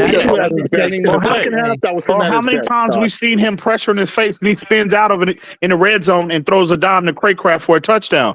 He's made that routine. Let me say something else on your side of the argument, EM. Remember how Tua put up that sign with the talking hands or whatever? Right. He's probably talking about people like me and Terrence. Yes. And I'll accept that. When Tua did that, my girl said, "Oh, Tua talking to you. Shut the fuck up." Yeah. Girl, tell me that right there. Hell yeah, you goddamn right he talking to y'all. Hell yeah, he talking to y'all. I won't deny that. But here's the thing. I won't deny that. I won't deny that 1 ounce, right? He probably is talking to people like me. But I still would contend that doesn't make me a hater of Tua or somebody who doesn't support him or somebody who's rooting for him to fail. That is certainly not the case. And that's far from my case too. There's a lot of our fan base. See, here's how you damn about them dummies. Hang on. What me and Terrence are doing is just holding him to a higher standard. And I understand. Hang on, Terrence, real quick. There is nothing wrong with holding your quarterback, right? Your MVP level quarterback to a higher standard. I hold Tua to a higher standard, to the highest standard, right? Which is why when I deem worthy or when it's warranted, I criticize him, right? When it's appropriate. But at the end of the day, here's how you define people that are not for a player, not just Tua, but a player in general, right? If they have a bias towards a player. If you're deemed like you might not be the biggest Tua supporter, when he doesn't play well or when he doesn't meet expectations, we can hit, bro. Y'all are screaming at the top of y'all lungs, bro. Bro, they can hear you in Istanbul with your level of criticism, right? But when he comes out and he plays well, you can hear crickets. You quiet as a church mouse. Well, if you are fair and objective, your critique and your praise in terms of the level of energy that you put out surrounding that evaluation will be equal. Another big thing. So a lot of people. Go ahead, Todd. I was saying another big thing is when you want him to prove you wrong. You want to be wrong. You know what I mean? You want him to go out there and do it. Ian, I can tell you why you think you hear a lot of criticism when he does good and when he does well. You don't hear it. Because the thing with us, we have to see it against the opponent. You got to speak on the opponent too. Now, he did that against the Jets, which is good, but it's not for me to go and say, all right, now he's ready. I want to see him. If he does that against Dallas, if he does that against Buffalo, or he do that against the Ravens, I'll be the first one to come on here and be like, yeah, that's my quarterback. Did you do it last year in that Baltimore game? I didn't hear you. I don't remember hearing your voice last year. I was at when the he threw for almost 500 and 4 tubs. I didn't. No, 6 tubs. My bad. I didn't hear your voice last year. I would challenge you to pull I didn't hear KP last year. Okay, well, I'm glad you said that. I would challenge you to pull up the tape. I did not hear KP at any point last year saying yes. Let me answer the game. Let me answer. Hold on. Hang on. EM has made a contention that he didn't hear me, right? I will challenge you right now, and I'll point you to the 2 sources. Go listen to TD's post game on that Baltimore game, and go listen to the Fins tailgate. You know what, KP. And you will see that I was the first one. You know what, KP. I'm trolling. You're right. You was up there because I'm trolling. You was up there with me. I said that's the best tasting crow I ever ate. I'm gonna throw some barbecue sauce in that crow, and I'm gonna love eating it every time. Okay, and that remains the truth to this day.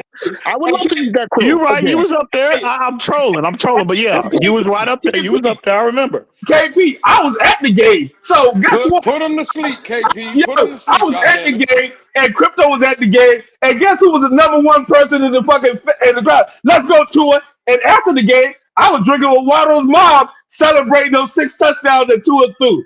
So I mean, I don't know what you're talking about. When Tua does great, I'm standing up for him. But that's the last team he has ever beaten. Why don't you? Why don't you come out to where we can see you? Why don't you come out to where we can see you? That way, this won't be a topic of conversation in the future, right? Because the only time I can remember when you come out and you surface and you poke your head up is when things don't go right. When you think things don't go right.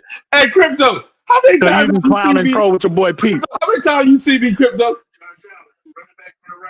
Oh, Crypto ain't here. But I mean, I'm always I see. Pull that comment up. Y'all, this guy. Okay, P. Somebody got their foot on your neck, bro. Who is this? Ab, one of them idiots. Ab, JT Black, one of them fools. No, it's this guy Finn's take with CBA3. I don't know who that guy is, but he said this guy, yeah. KP has found a new narrative. Primetime games, laughing emojis. Wow. I don't know what he means by that. I would like for that gentleman to come up here and explain himself. Like with all of you brothers, Ali, Shake, Lewis, EM, I got nothing but love and respect for all y'all, including CB, man. I'm rooting for that man. I would like for CB to come up here and explain himself. You know, his show, all that. I hope you're a big success, bro. But I will tell you this, CB.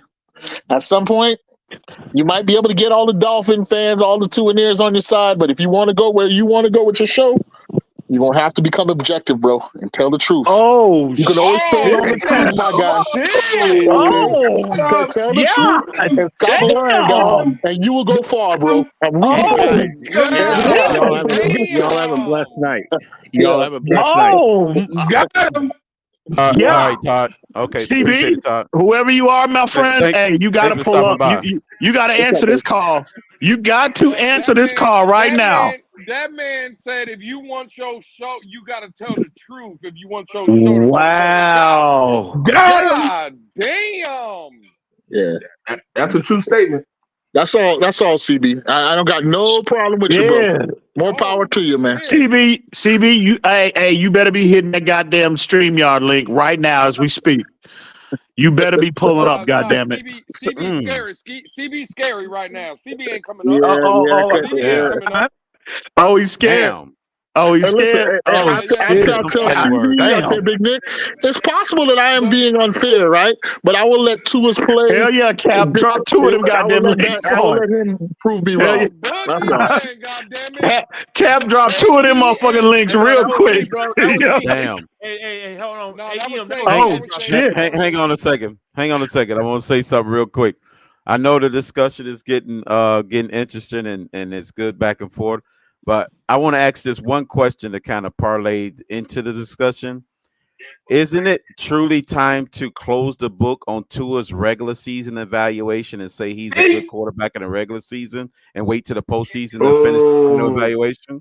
I agree with that. I agree. Nope. I actually agree with that statement. I do too. I do too. I think I mean, what else can this guy do to prove to you? Everybody questioned, can he play without Tyreek? Well, he did it on Sunday. I know, right? Right. The next phase of evaluation is to complete the playoff picture. Oh, damn. Hold on, Ian. We only got 3 games left, and everybody and their mom were putting betting odds that he would only last half the season if you talk to some folk around here, and he blew that out of the water. This guy has that one time, or it still does, lead almost every other statistic out there. What else this guy got to do to prove to you that he? I've been asking that. I've been posing that same question, Ali. To that point, hold on. And to that point, Ali. We want the next Joe Montana, not the next Tony Romo. Were you the best quarterback in regular season? Exactly. I like a chance. Well, that's why you said regular season, Crypto. That's why you said you emphasize regular season. To some degree, I would agree with both of you. Crypto, to some degree, I think your contention is spot on, and I have no problems with Ali's answer. But all that proves to me, Ali, is that in 17 games NFL season, there are enough bad teams that you're going to face where your stats are going to be padded to a certain degree. But you can say that. You can say that about any quarterback in any era, bro. Right. But I, like I said, I don't have a problem with that answer. But I do suggest that if you wanted to grade it, you couldn't give him 100% in the regular season. You'd have to give him like 85, 89, only because minus on a few occasions, and there have been those occasions, they exist, right? But he still has something to prove when it comes to beating the top level teams consistently. Wait a minute, I don't know who's this Reggie Brown guy. Wait, hold on, Shake, bring that comment up. I'm trying to figure out who is this Reggie Brown guy. He said I said something I finally agree with. Hold on. Damn. I'm trying to figure out. Yeah, I don't know who that is either. I don't know who that is. Hold on, Crypto. Well, let me be the third to confirm that. I don't know who the hell that is neither. But real quick. Who is Reggie Brown? I have no idea. Put some respect on his name. That's Dr. Brown. No, I don't know no Doc Brown. You have a better chance of knowing who Carmen Sandiego is. I'm telling you that right now. Hey, Lou. Hey, hold on, Ian, because my question is for you, dog. Like, I gotta give Terrence some credit. I called Terrence out yesterday. Terrence, we called him out today. He clicked that link. Of course, if CB don't come up here and address KP, I know, bro. I was just getting ready to say, bro. Hey, Lewis, if CB does not hit that goddamn StreamYard link, CB can't, Lewis. And he's business, man. He got people to pay, people who pay, for certain perspectives. You know what I'm saying? He can't. Like I said, I don't want to knock nobody's hustle, man. I don't want to knock nobody's hustle, man. I cannot. So what you saying? So what exactly are you saying about his show, though, KP? Can you kind of clear that up a little bit? I'm saying it's a great show. I support it. Right? He breaks down the film and everything like that. Really? His Howard education shines. Who's an educated? Really? He's really good presentation. I support the man. I support the man. I really do. Hey, KP, I've been starting to watch the show too, man. I used to hate CB83, but he's turning around, man. Really? Hey, well, let me address that real quick. Hey, Terrence. Yeah. It's not CB. All right. It's that me, EM, and some other gentleman that's going over there. Hell yeah. That's exactly what that is. Damn. Hey, y'all know y'all make a show, man. Lewis and EM, boy. I ain't gonna lie. EM, boy, you used to get me hot back in the day. I ain't gonna lie. Hey, man. Yeah, EM is a slippery fish, man. He be right down the middle, dog. It's hard to grab him. It's hard to grab him. I can't believe that man CB is not pulling up right now. Oh, shit. Hold on. Nene said Howard education. Oh, is that a shot? Is that a shot? Howard education. I ain't taking no shots on my HBCU, man. CB right now. I love my HBCU, man. But you know, when you hear CB show, You could see the advertising class that he took, the public relations class, shining through in the delivery. Yeah, you know what I'm saying? damn. Which is a credit to the education. Oh, Which is a credit to the education. Hey, pull that comment up. That man said, "Y'all want to see a dead body?" Hey, so what? Come catch you a body, CB. Come get you a body right now, goddammit. Come get one. Hey, listen. All I know is I like CB83 show. There's a dude named Lewis who'll be on there that he I think is probably one of the best parts of his show. Fact. We all know that. That is an absolute fact. Cooking folk. Hey, come get you that. I want to see a dead body, CB. I want to see a dead body. I want to see one. Come get you one. Oh Ian, man. the problem is the problem is you're not realizing. You already seen the dead body. He's called CB83. They killing him. They killing CB right now. Oh shit. Yeah, damn. This shit is hilarious. Oh man. Hey man, I want to see me another dead body. CB, come get you one. All right, listen, I don't have no interest in dogging my guy. Again, he runs an awesome show, everything. Oh but shit, it's too late for that, KP. You said that. You said, damn. You said. You said the man is not objective. You said the man is not objective. When Barry Cunningham first came out, when Barry Cunningham first came out, he was in the same place that CB is in, right? In terms of just championing everything Tua does. But now, if you look at Cunningham's evolution, I think Cunningham's product now is definitely more objective and definitely you really believe that objective really KP? I think his product has improved over the past year. I'm not talking about his product. I'm talking about, you said his product is objective, right? I don't watch that man, but the very few times that I have, bro, that is not objectivity. No. I would just he got better. He got better. I watch him religiously, but I think he's gotten a lot more fair in his critique. He ain't even no Dolphin fan at that. He a Cowboys fan. Right. I think what he did was this. What I think is CB. Hold on. Is CB saying that KP is not a Dolphin fan? Is that what that comment? He's talking about the other guy. He's talking Cunningham.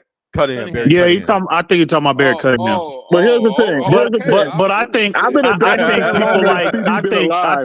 I think people like Barry Cunningham, and this is my opinion. I don't know that man, never had a conversation, never engaged with him at all. This is my opinion. So if he's listening, if he ever hear this clip, it's again, I want to emphasize it's my opinion, right? I think individuals like him, right, when he first came into the community, from what I hear, because again, I may have watched 5 minutes of like 2 videos combined. So I think what his strategy was initially, right? Why he was so pro Tua is to build up to generate traction to his channel. And I think once he did that, he's one of those ones that kind of play the they play the click game, right?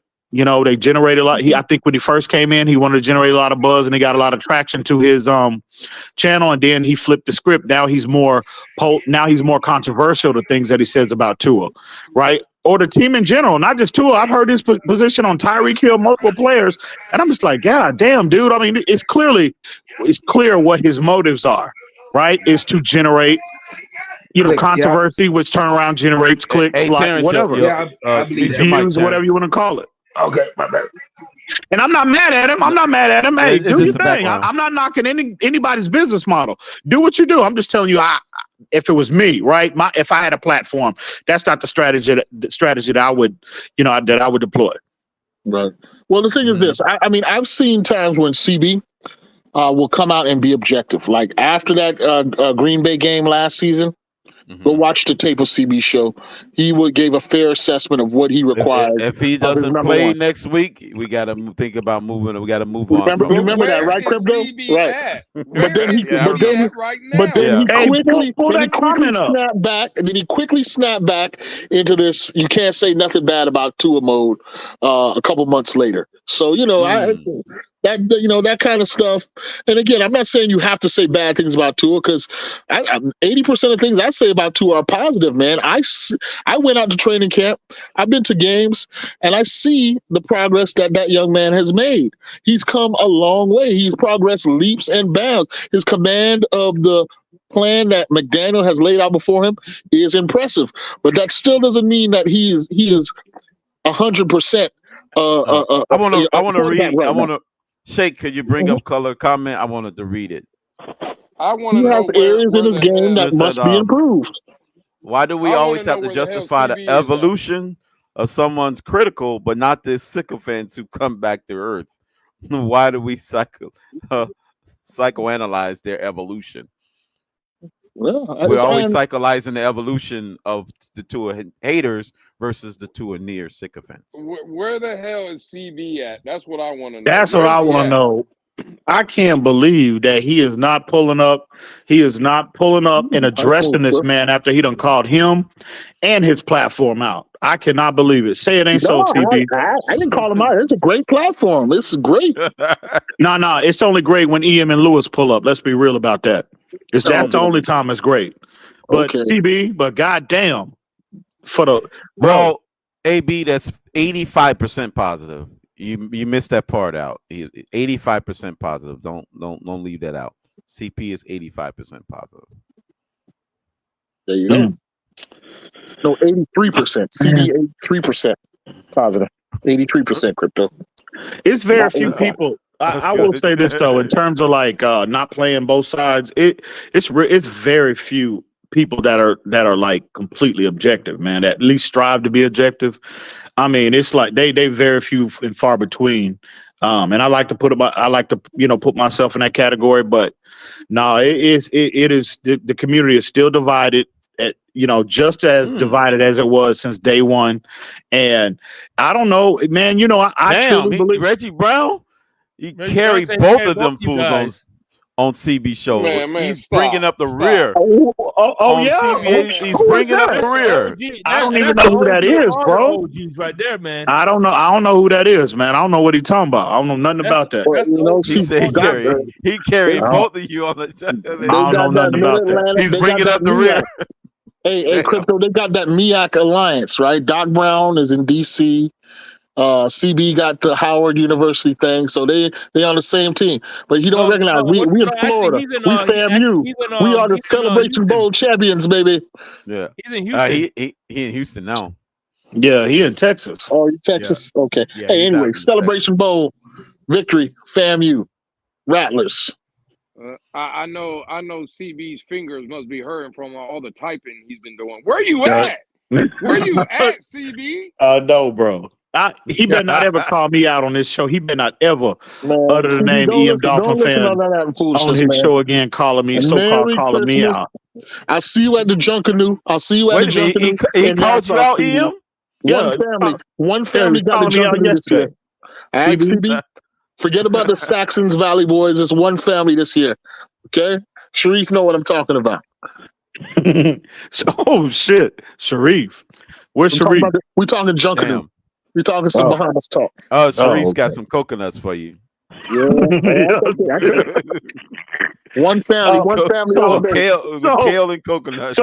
So crypto was the nigga. Did he hit Lewis in the back of the head with a coconut yesterday? He's serving a lot of kale. Did he hit him in the back of his head with a goddamn coconut yesterday? Is that what happened? That what you said? No, I'm just saying he decided to give out some honorary awards, and then we was privy to it. Shit, I know he was slanging them. I know that. I know he was slanging them. I don't know if he hit. I don't know if he hit that. I don't know if he hit him, but he was slanging them, bro. That man. That man tried to body me yesterday by talking about he plays Madden.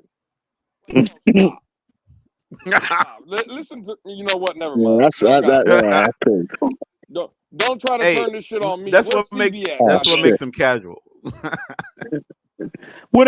I can't, Lou. I can't believe CB, he bro. Plays Madden. Hey, CB is I don't know if y'all ever been in a Twitter space with CB, but CB is he act like he's a damn silverback in these damn Twitter spaces, bullying people, talking shit, threatening for talking about he pulling up, dropping locations, the whole nine.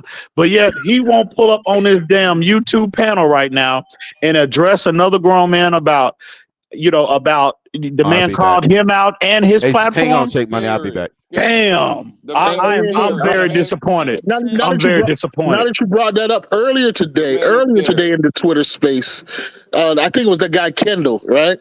He was calling me out too, and I responded. And then I came back at 3. I came back at 3 looking for Kendall, and they done booted me from the space or ended. I don't know what the hell happened. I couldn't find the space. So Kendall, just to let you know, dog, I showed up at 3. I couldn't find you, dog. But whenever you're ready to have that debate, let's do it. Because he's the president of the Tool Protection Agency, and I'm ready for him whenever he's ready. So Kendall, you heard me, KP, looking for you, man. Oh shit! Well, I like to hear that. Because I ain't no fan of if it's the same dude I'm thinking of. Like, I think it's Kendall. I don't even know who it was. Yeah, K-Mac. He called me out. I heard you getting interactions with him. I'm not a fan either, but handle your business though, KP. But goddamn it, back on CB. Where's CB at? Goddamn it, where's CB at? I can't, man, dude, Lou. This a damn shame, bro. It's a shame. It's crazy. I can't believe this, man. Gonna sit and hide out in the goddamn chat. All right. Where them hitters at? Where them monsters at, Lou? Where them steppers at? I thought CB was a real one. Damn. I guess you learn something new every day, I guess. I ain't gonna lie though. The man was spot on when he said me and you carry the show though. I ain't gonna lie. 100%. That is a 100%. Hey, Lou, there you go. There go your boy, Lou. What's up, Sharif? Oh shit. What's up? Sharif, one family gonna take it this year, right? No Valley Boys, no Saxons. It's all about one family. I haven't been keeping in touch, but I guess they've been sounding pretty good. I saw some video today. Oh my God, I can't wait.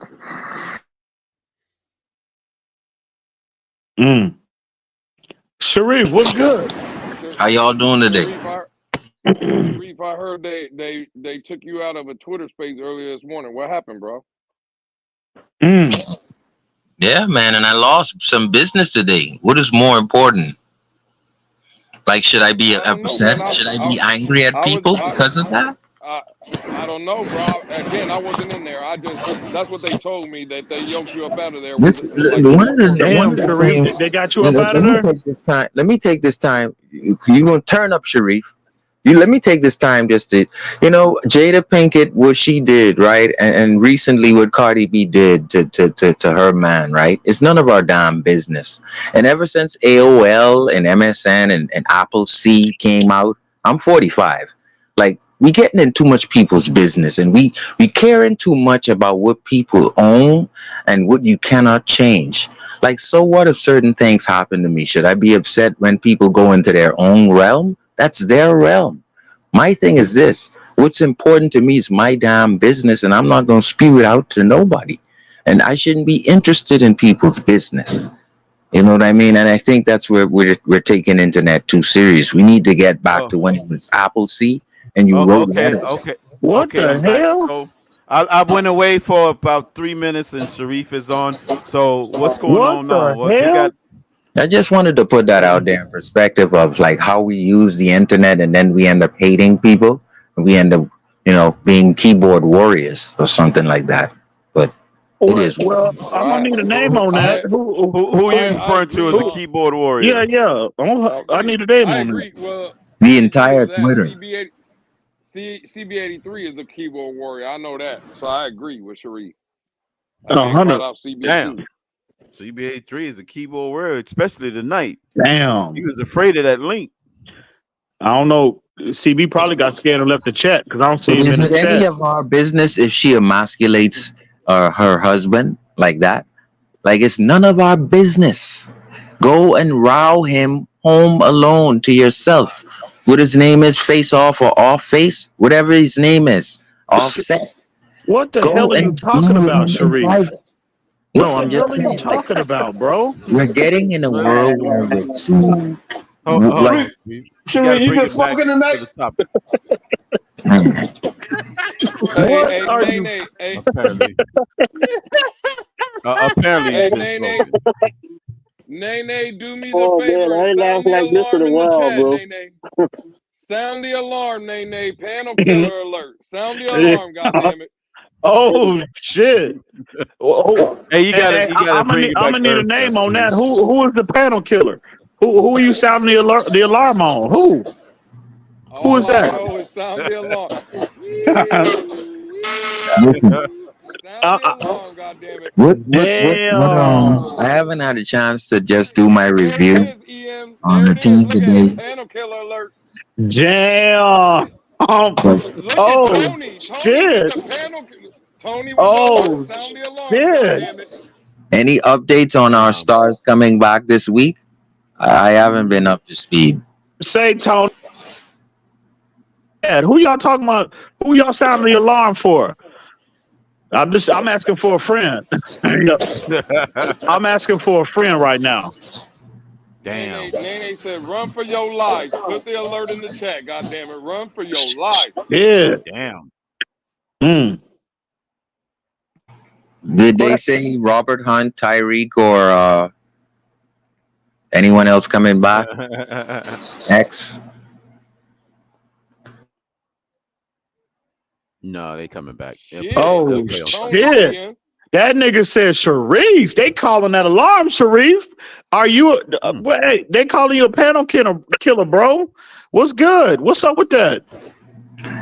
You know, one thing I learned in life is that I didn't ask for this, you know, and so I'm 40, come for me, but you also can click that link called StreamYard. It's not that we're going to fight in the street or anything, but you can substantiate why. Other than that, wait. Is Sharif calling somebody out in the chat? I've been saying this, EM. That man said you can hit that goddamn StreamYard link. That's what that man just said. Don't get egotistical, guys, when I say this to the gentleman on this panel. See, the gentlemen on this panel have cojones because they can get ripped into or people can disagree with them, but they're right there on the panel to take it. You guys in the comments, in Twitter, I got a question for you, bro. I got a question for you. Stay away from things like this, which takes cojones, by the way, to do this. No. Being that you brought up the whole Will and Jada saga, where Tony at? What do you think about Tyreek and these paternity lawsuits from the reported 2 women? Is that our business as Dolph fans? No, not mine. Well, the thing is, hold on, here we go. Hey, you called for him. Here you go. Here he is to respond to you. What's up, Tony? No, I want to know if what you addressing me, nigga? Okay, here we go. Go ahead. That's another topic I want to touch upon. Tony, no disrespect to you, but you know this whole thing about using the N-word to prove that we're tough. Exactly. No, I'm gonna let him go. That's the way I talk, so you could keep that shit to yourself, bro. Well, I'm just saying, bro. It's poor. It's poor of you, bro. I ain't gotta listen, bro. I don't know. It's poor of you. This is KP talking. I'm putting my name on it. But I never, KP, you could be KP, AP, whoever the fuck you is. I don't never interacted with you. Okay. So don't come up here telling me how to speak, my brother. I'm not telling you anything, bro. Oh man, I'm gonna tell you how to speak. Now, maybe KP won't, but I will. Sharif, before you get on here and start talking that trash, right? I addressed you in the panel killer, and you ran like a little hoe. So I don't know what you think is the difference on YouTube. As if I can't address you on YouTube, but don't come up here and act like you don't know who the fuck I am. And when I addressed you for some bullshit, you came off. You tucked your tail and acted like a little bitch. So what have you gained? What have you gained? But what have you gained just now?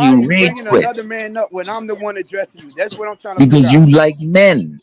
That's why. Because What the men fuck? Where you told you get to that come up from? here and you follow instructions by men. You like men? You did the Exactly truth. what That's I'm the talking truth. about. Like, what That's the does that truth. even mean, my nigga? You followed instructions by men to come in So the let me get this stream right. yard.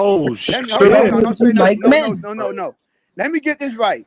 You think I like men, but you call my name every time you get. You followed instructions by men instead of doing something else does that say about you? or following up dolphins. But you chose to follow up a man. You realize that you can't get your time back. What the fuck are you talking about? Is your boss at work a woman? No. Don't play like you don't know what gay means. No, Tony. You know, don't sweep over the gayness. I'm asking you what the fuck. No. You took Wait a minute. Hold on 1 second. 1 second. None of that talk. All right. Do me a favor. None of that talk. So he can cut. He can cut. He can't take instructions now from a man to come and scream opinions and not the opinions of Finn Spellgate. Okay, those are not the opinions endorsed by. First of all, the N word is nothing of Dolphins football. The F word and the N word with white people in here is nothing of common sense. So Tony, I don't know. That has nothing to do with Dolphin talk or Dolphin foot. So the N word. But what the offset got to do with Dolphin talk? Don't worry.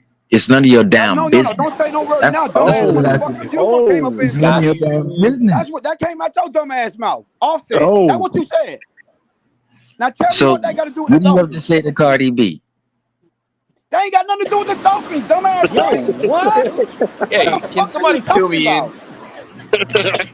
So this is exactly what I'm saying, bro. Yo, way out there, Dave. This went over. This stem from the comment section. So what did you win? Minding my business, bro. I heard it was. What did you win? What did you win, Tony? What did you win? You only be the butt of the fucking joke, my nigga. Do you get that? Okay. Nobody likes you, bro. They don't like what you say. They just use what you say to laugh behind the fuck your back. Okay. Now what? God damn, my nigga. But now what? You gonna see me at a game and fight me? You not gonna show up. Obviously, you saw me at the game. Like everybody know where I'm at. So what you gonna do? Everybody knows where I'm at, Sharif. You know that, right? But what you gonna do, Tony? What you gonna do, Tony? I mean, if I want, you want me to get to you again? Be careful though. They ain't got no coconuts out there, bro. What you gonna do though, Tony? What you gonna do? Tony, do you know where you are? You don't even know how many behemoths. All right. Let's pull back. Let's be responsible. You don't even know how many. Tony, you don't know how many behemoths go into the game Sunday. Yeah. Let's change the topic, y'all. Let's change the topic, Tony. Okay. Hey, we don't. Tony don't like Sharif don't like Tony. Let's move on. All right. Miami Dolphins. You know what See, when you troll me, I'm a troll you tell you cry. Hey, Sharif, chill out. When you troll me, I'm a troll you tell you cry, Lewis. That goes for you too, Lewis. I'm a troll Damn. I'm a troll. I'm a troll you till you sit in the corner. That's how I'm a troll your ass back. How are you able to do that? Please explain to me how you be able to do that. That's why you quit left. Now you just throwing sprays at everybody. That's why you quit left. Everybody gets sprayed. I bully you guys. You want me to? When you need me to, I bully you guys. That's what I do. I bully your ass. I'm your cooler. That's who I am. Bullying you, Nick. I'm your bitch asses cooler. All of you bitch asses who have an ego on Twitter, I'm your cooler. What you gonna do to me when Bahamians in Florida? What you gonna do to me? Bahamians in Florida? What you gonna do to me when Bahamians come into the game? I'm asking you. What you gonna call me out? Florida gotta do No.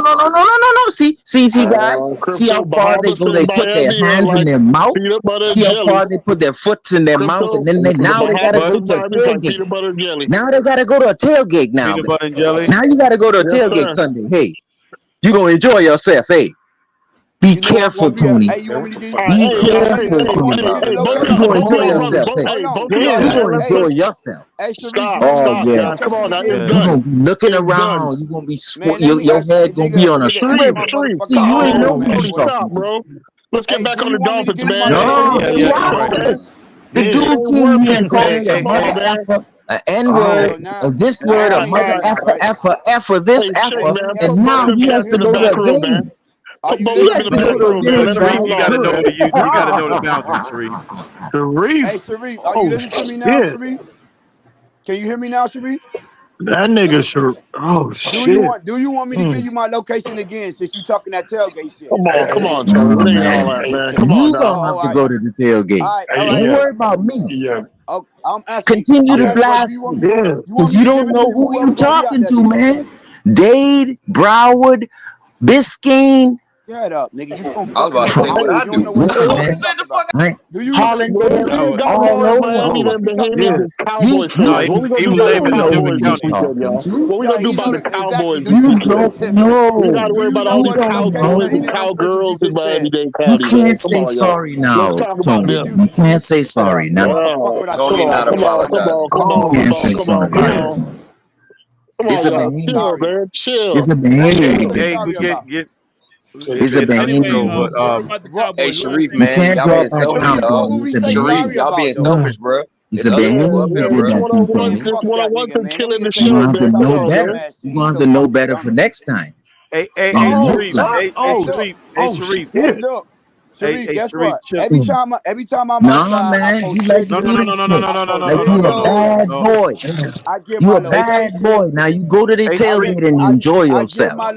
You go to your tailgate and enjoy yourself. That makes no sense. You go to a tailgate and you enjoy yourself, okay? Your dumb ass said you see me out there. No. Don't bring it back to football. Don't try to be friends now. What the fuck did See you guys? I'm gonna troll your ass till you Bro, stop. this man is having a conversation with himself. Y'all stop dominating him, bro. That man said it, Lewis too. All right, now that would be a wise thing, Dave, but he's gonna keep going. I'm gonna change Hey, the subject. did anybody here watch the Buffalo Dallas game? Did anybody watch that game?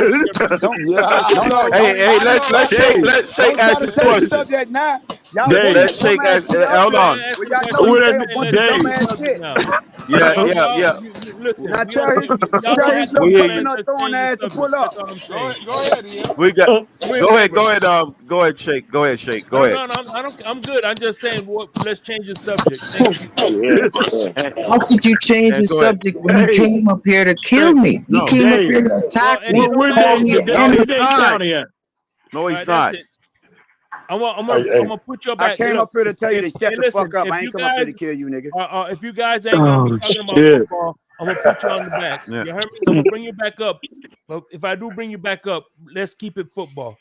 That's all I'm saying. Well, why would you bring Sharif up here if you want to talk football? You know damn well because you don't know who you trolling. You don't know. You don't know. We're gonna keep it on topic. Do me a favor. Let's talk did anybody here watch the Buffalo Dallas game? Yes, I did. I'm gonna do that question, KP. I'm gonna answer KP's question. Yes, we all, as Dolphin fans, most likely did watch the game. I missed it. Crypto. Can you educate me on how they were able to destroy the Cowboys the way they did? Because I ran the ball right at their best players on defense. I heard you say that earlier. Their approach was more to attack. It was a heavy dose of James at the line of scrimmage. That's all they did. They ran the ball at Micah Parsons, and they didn't have an answer for it. And they tried to impress her. Plus, he already went on Bad Man Show and I didn't see how he looks. He can't. So it was a ball control thing. You can't take it back, bro. We talking football now, Sharif. Shut the hell up. We chill out. Yeah. So it was a ball control he's thing, asking right? a question about the game. Yeah, it was more so ball control. They new offensive coordinator emphasized we're gonna be physical at the point of attack, and that's why can't anybody rough up Josh Allen, man? Josh Allen basically had the night off, basically. It makes me sick, man. I've been waiting years for somebody to go upside his head, man. Out of him having the night off. Yeah. What you trying to see him get Drew Bledsoe? KP. What's up, Fred? Long time no hear, bro. Hey, how you doing, bro? You know why nobody's able to rough up Josh Allen, bro? And this is keeping it 100. The man is just that. He's just that guy, KP. You know what I'm saying? I know he's 6'5", 250, big athlete. Well, you're not gonna get a direct hit on the smaller guy. You need a big guy to put a hit on him. You're not gonna hit him. Man, he's a beast. He's a beast, KP, man. That's what they used to say about Christian Okoye until Stephen Atwater went up in his grill. A hit on him and expect it to affect him. That's what they said about Okoye until Stephen Atwater went up in his grill, man. I'm waiting for the day when somebody will smash Josh Allen, man. I think that's not going to allow that to happen because he ain't going to do nothing but flop to the ground. Dolphins thirsty in the building. Yeah, he's not. There's certain things he do subtly that. Fred, is Tua a beast in your opinion, Fred? What is Tua? What is Tua a beast in your opinion? You said Josh Allen is a beast and he's that guy. Is Tua? No, he's not. Guy? No, he's not. All right, there you go. That's all I needed.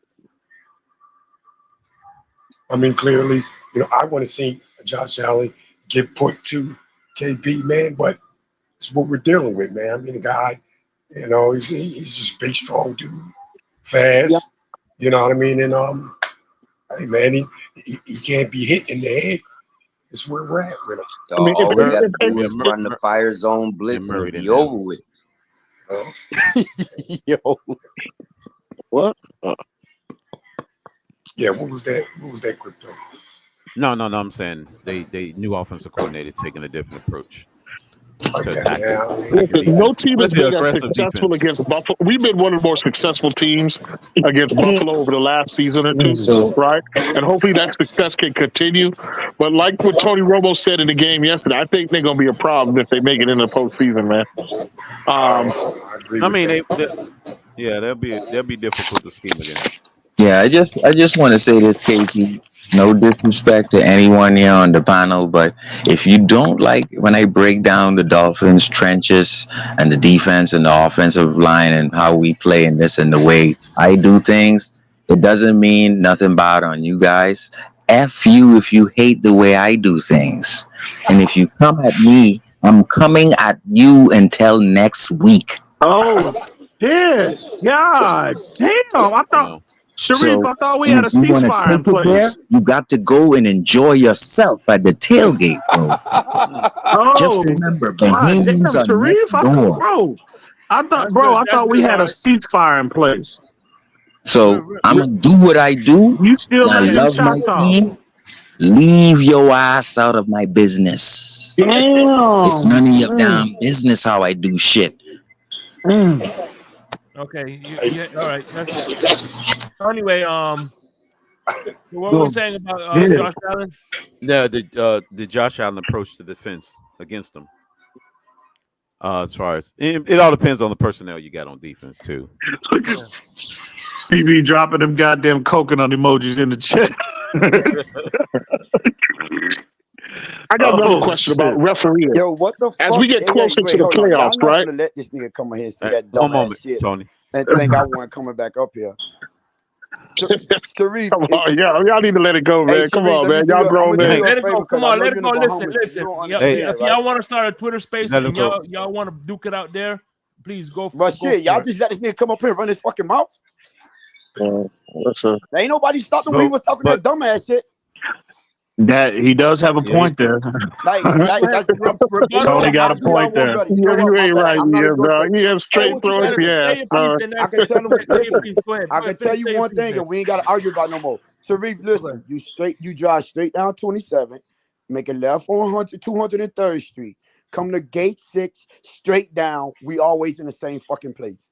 Everybody on this panel or everybody in Twitter, everybody all over the fucking social media know I be at. So unless you finna pull your dumb ass up, shut the fuck up. Period. All that other shit, I ain't even finna argue with you no more. You gotta go enjoy yourself to a game, my brother. You want me to go enjoy yourself to a game. All right. That's all I'm gonna say about that. Like I thought. You gonna be one of the other niggas talk shit on the internet and never pull up. I'm there. I hope you carry your nephews. You know I'm carry your nephews. Make sure drag your uncle and your nephews out there with Answer you. my question like a man now. Make sure buy more tickets. You know where I'm at. You better feed plenty people at that game. Answer my question. Do you know where to find him? I put that on my mama. All right, bring your you don't know who you talking to. Fuck you talking about. Tony, you got Jamaican relatives, Tony? You gotta go out there with your uncles and your nephews. You got Jamaican background, Tony? You gonna go out there and buy tickets for many men. Man, You shut better. up. I ain't buying no, man. You better. You know where I'm at, See, nigga. Stop you talking. I think ain't got nothing else to say to you you. know who you Y'all talking can to? continue y'all show, man. Y'all nigga, you know where the fuck I'm at. Shut up. So That's a Tony, bad man So Tony now wants that to we be a broke down, star. hey, listen, I'm gonna make hold him on. famous. Now the And Cowboys. listen, listen, listen up. Tony famous. That's what we I'm gonna talking make about. We're Tony talking about the famous. Cowboys and the Dolphins. If it ain't about the Cowboys and the Dolphins, I don't want you Remember to to go on Batman's go to show. the back. Straight up. Sharif, You go into the back. you If just you're heard watching the what was Cowboys said, and the Sharif. Dolphins, you go into the back. That's it. Cowboys and Dolphins. What's your opinion on the Cowboys and the Dolphins matchup in the trenches? I think Let's start the trenches first. Bearing that, I really truly believe that McDaniel has proved that he can win, not necessarily jump ball crypto, but he can win and get Waddle involved, just like he did with Charlie Fry. And I was looking forward to that, but I was wondering why the hell he didn't do it in the Titans game. But anyways, we know that it's 46% or something like that with Tyreek Hill that he uses. But also, when it comes down to putting things on film that he needed to do, he's now using the tight end in the middle, at the left side, the right side. He's using Waddle more, but he's using the tight end. And that's film that the defense is gonna need to study or take time away from what they normally would do, which is take away his middle. So now that he's hitting the tight ends and doing other things, that's a good progression for at least the next game or two. Sharif, why are you saying now he's hitting the tight ends like he's been doing it all year? Well, he hasn't been doing. I think Color pulled up the stat: 80% in the last 2 years with Waddle and Tyreek. 80%. So what we would like him to do is get back to Charlie Fry, which was 7. He hit 7 guys easily in the game. Why isn't he getting back into that? Because McDaniel has been teaching him a different way, obviously. But McDaniel addressed that in his press conference, Sharif. McDaniel did say, it was a learning moment. Getting slapped in the mouth by Tennessee was a necessary corrective, right? And props to him for making the corrections. He said something along the lines of, you need that adversity, you need to, have that to evolve, to get better, right? Through adversity, and he looked at that moment, that loss to Tennessee, as perhaps a reminder that he maybe was tilting the offense too much towards Tyreek. So that was the medicine we needed at the time. I mean, if we go on to be successful and go deep in the playoffs, then hopefully that'll be good medicine. That loss will be good medicine. So But I get your point. We need to spread that ball around. I think we can win with the I formation 21 personnel offense, whereas what we're relying on is come and squeeze up. What they did, they came and squeeze up, and it ended up Waddle did one inside out move and he was wide open, touchdown. But my thing is, if Dallas does that, dare and do that, play that 4-3 with coming up in the box with 8, I dare them to do that with Tyreek sitting out another game. I would love for Tyreek to sit out another game, and for Crypto, I'd love for McDaniel to prove it again that he can make an offense built around Waddle, because that's not enough for me. Maybe enough for you, but it's still not enough for me. But I believe he can do it again. Dade County, before he left, Dade County gave us the recipe, man. We run the ball at them ends, at them defensive ends, force them undersized linebackers. They got the boy from FAMU, Marquise Bell, playing weak side linebacker. We run at that. We out physical them, just like we did this weekend, right? And when they commit that extra safety, then you hit them over the top, Waddle, Tyreek, whomever. Another good thing I saw this weekend was they Claypool got a couple touches on the wide receiver screens. That is something to look to be developed for the rest of the season. That's a big boy. Get him out there on the wide receiver screen, and that is a load. People don't want to tackle that outside. Them cornerbacks ain't gonna want to tackle that. So I think there's still room for progress and development in our attack. I'd like to see Claypool on a wide receiver screen, run over Trayvon Diggs. You know what I'm saying? Get physical with them boys on the outside. Run the ball right at them ends. And that undersized linebackers, I think we have a recipe for success. Now, I don't think we'll have much success trying to pass block because it's the second week in a row.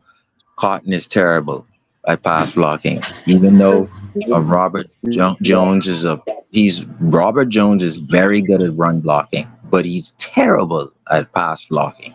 I just think that Tua is going to have to do somewhat of the same kind of game plan this week.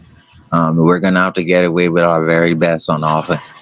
We're gonna need the turnovers, short fields, and maybe you get a 21-10 game or something like that. But it's going to have to be short fields, help from the defense, and special teams. Because I don't at this rate, you're not going to get a corner. We're going to need some short field touchdowns. If you get Armstead and Hunt, and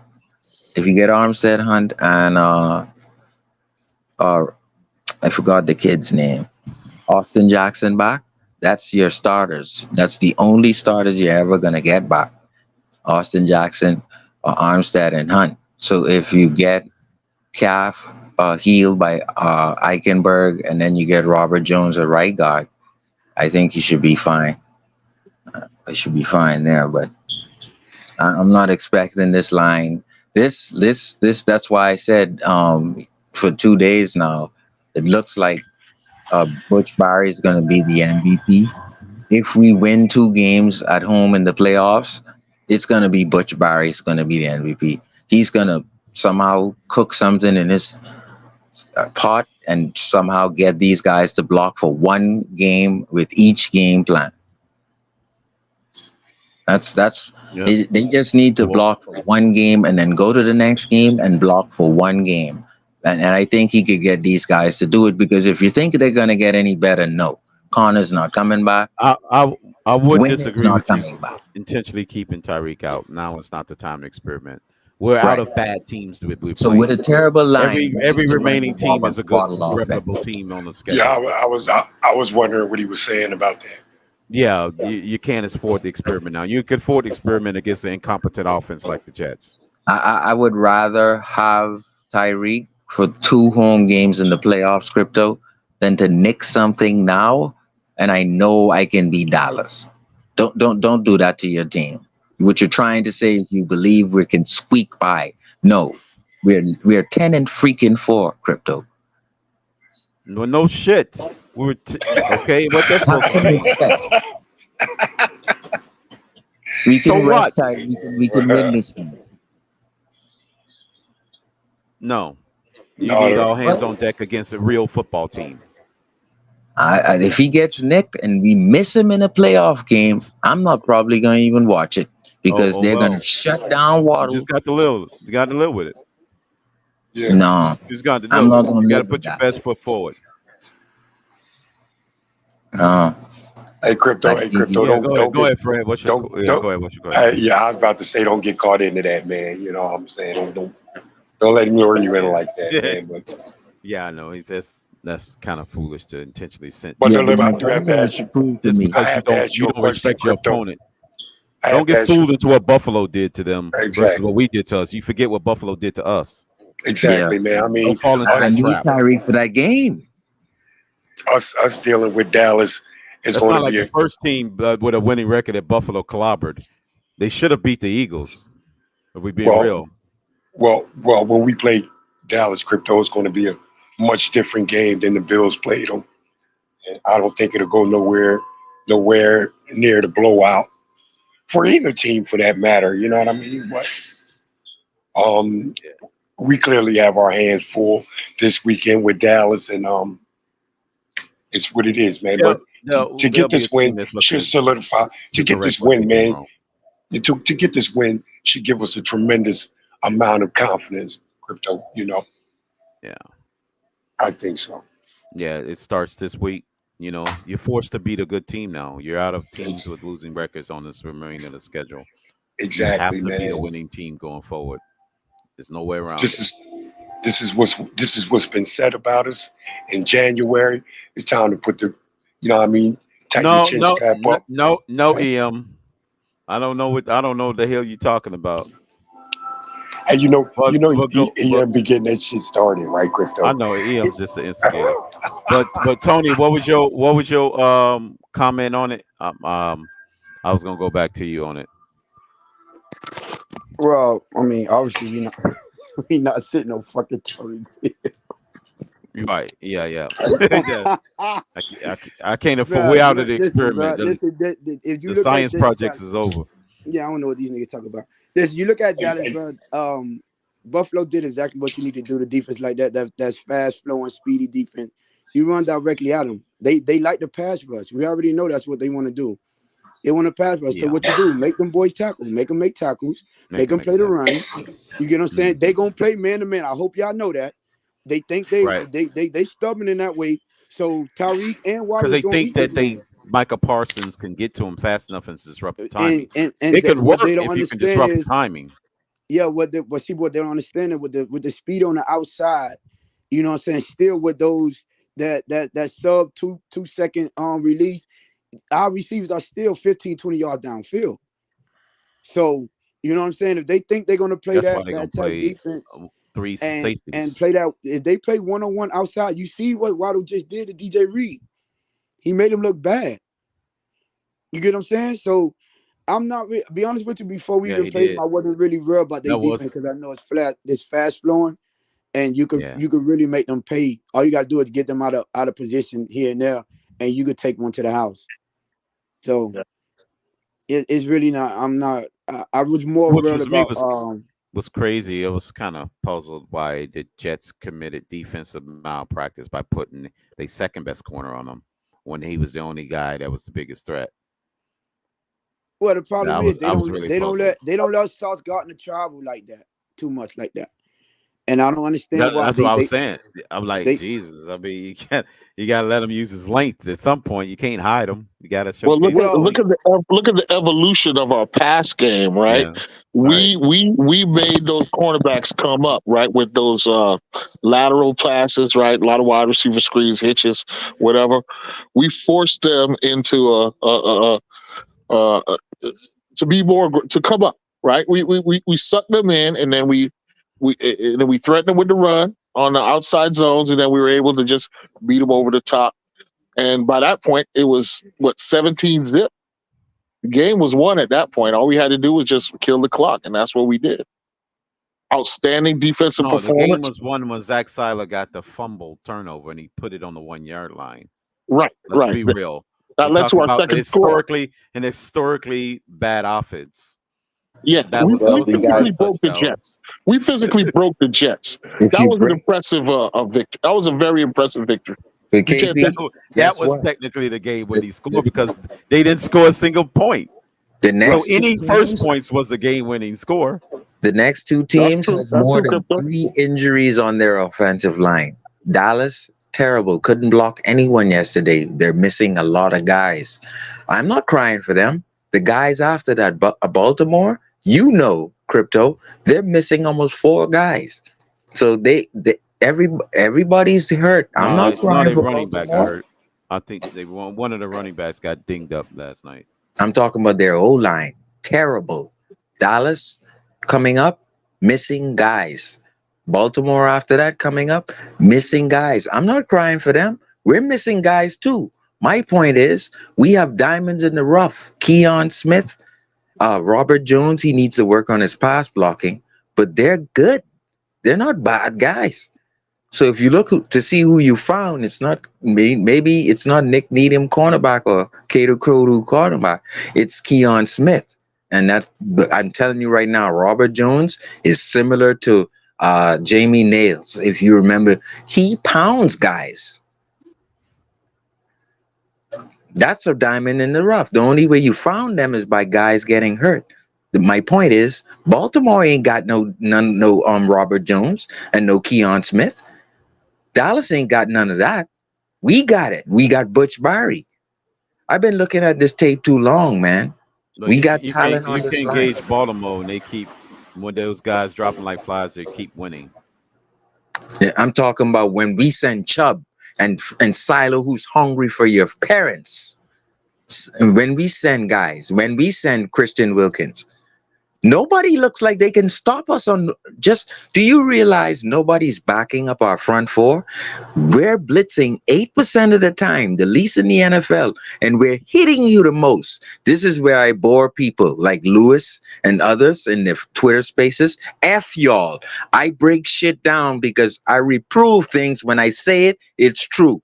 F you if you don't like the way I break my shit down. That's enough, bro. Yeah, Tariq, you ain't got to go down that road. Oh, this is what they get mad at me in Twitter Spaces. Listen, no. But it's not Twitter, though. Bro. If you want to start doing all that, you can start your own channel and do that, bro. Listen, like I told you before, if we're not talking football, look. If you're proud of your analysis, that's on you, bro. But do me a favor, and enough with. I said enough of that. I'm gonna bring you back up, but do me a favor, enough of that. What the hell did Lewis do to that young man, man? What you got against Lewis? Yeah, man. People stop getting mad and Tony. I have no idea. It's not about getting mad. I said let's look. Number one, Lewis is not up here, and number two, I told you we had enough for one night. You understand what I'm saying? All I'm asking you was to keep the subject. Everybody is talking about the football, and you want to talk about how you're better than everybody or blah blah blah. Who cares? At the end of the day, like you said, we're not getting paid for this. We're just here having a good conversation, bro. Don't do me a favor. Don't bring that. Keep it to football. Thank you.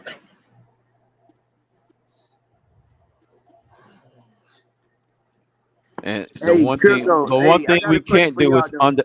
Okay, that's fine. I was gonna say the one thing we can't do is underestimate any opponent down the stretch. But yeah, how y'all think that Prescott gonna fare against this defense?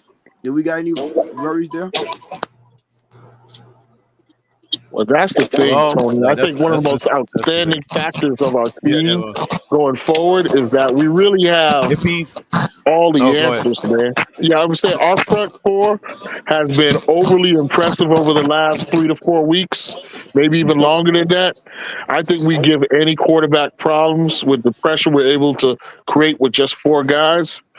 I think that's been one of the most outstanding improvements of our defense thus far. I'm gonna say this without taking credit away from what we're doing.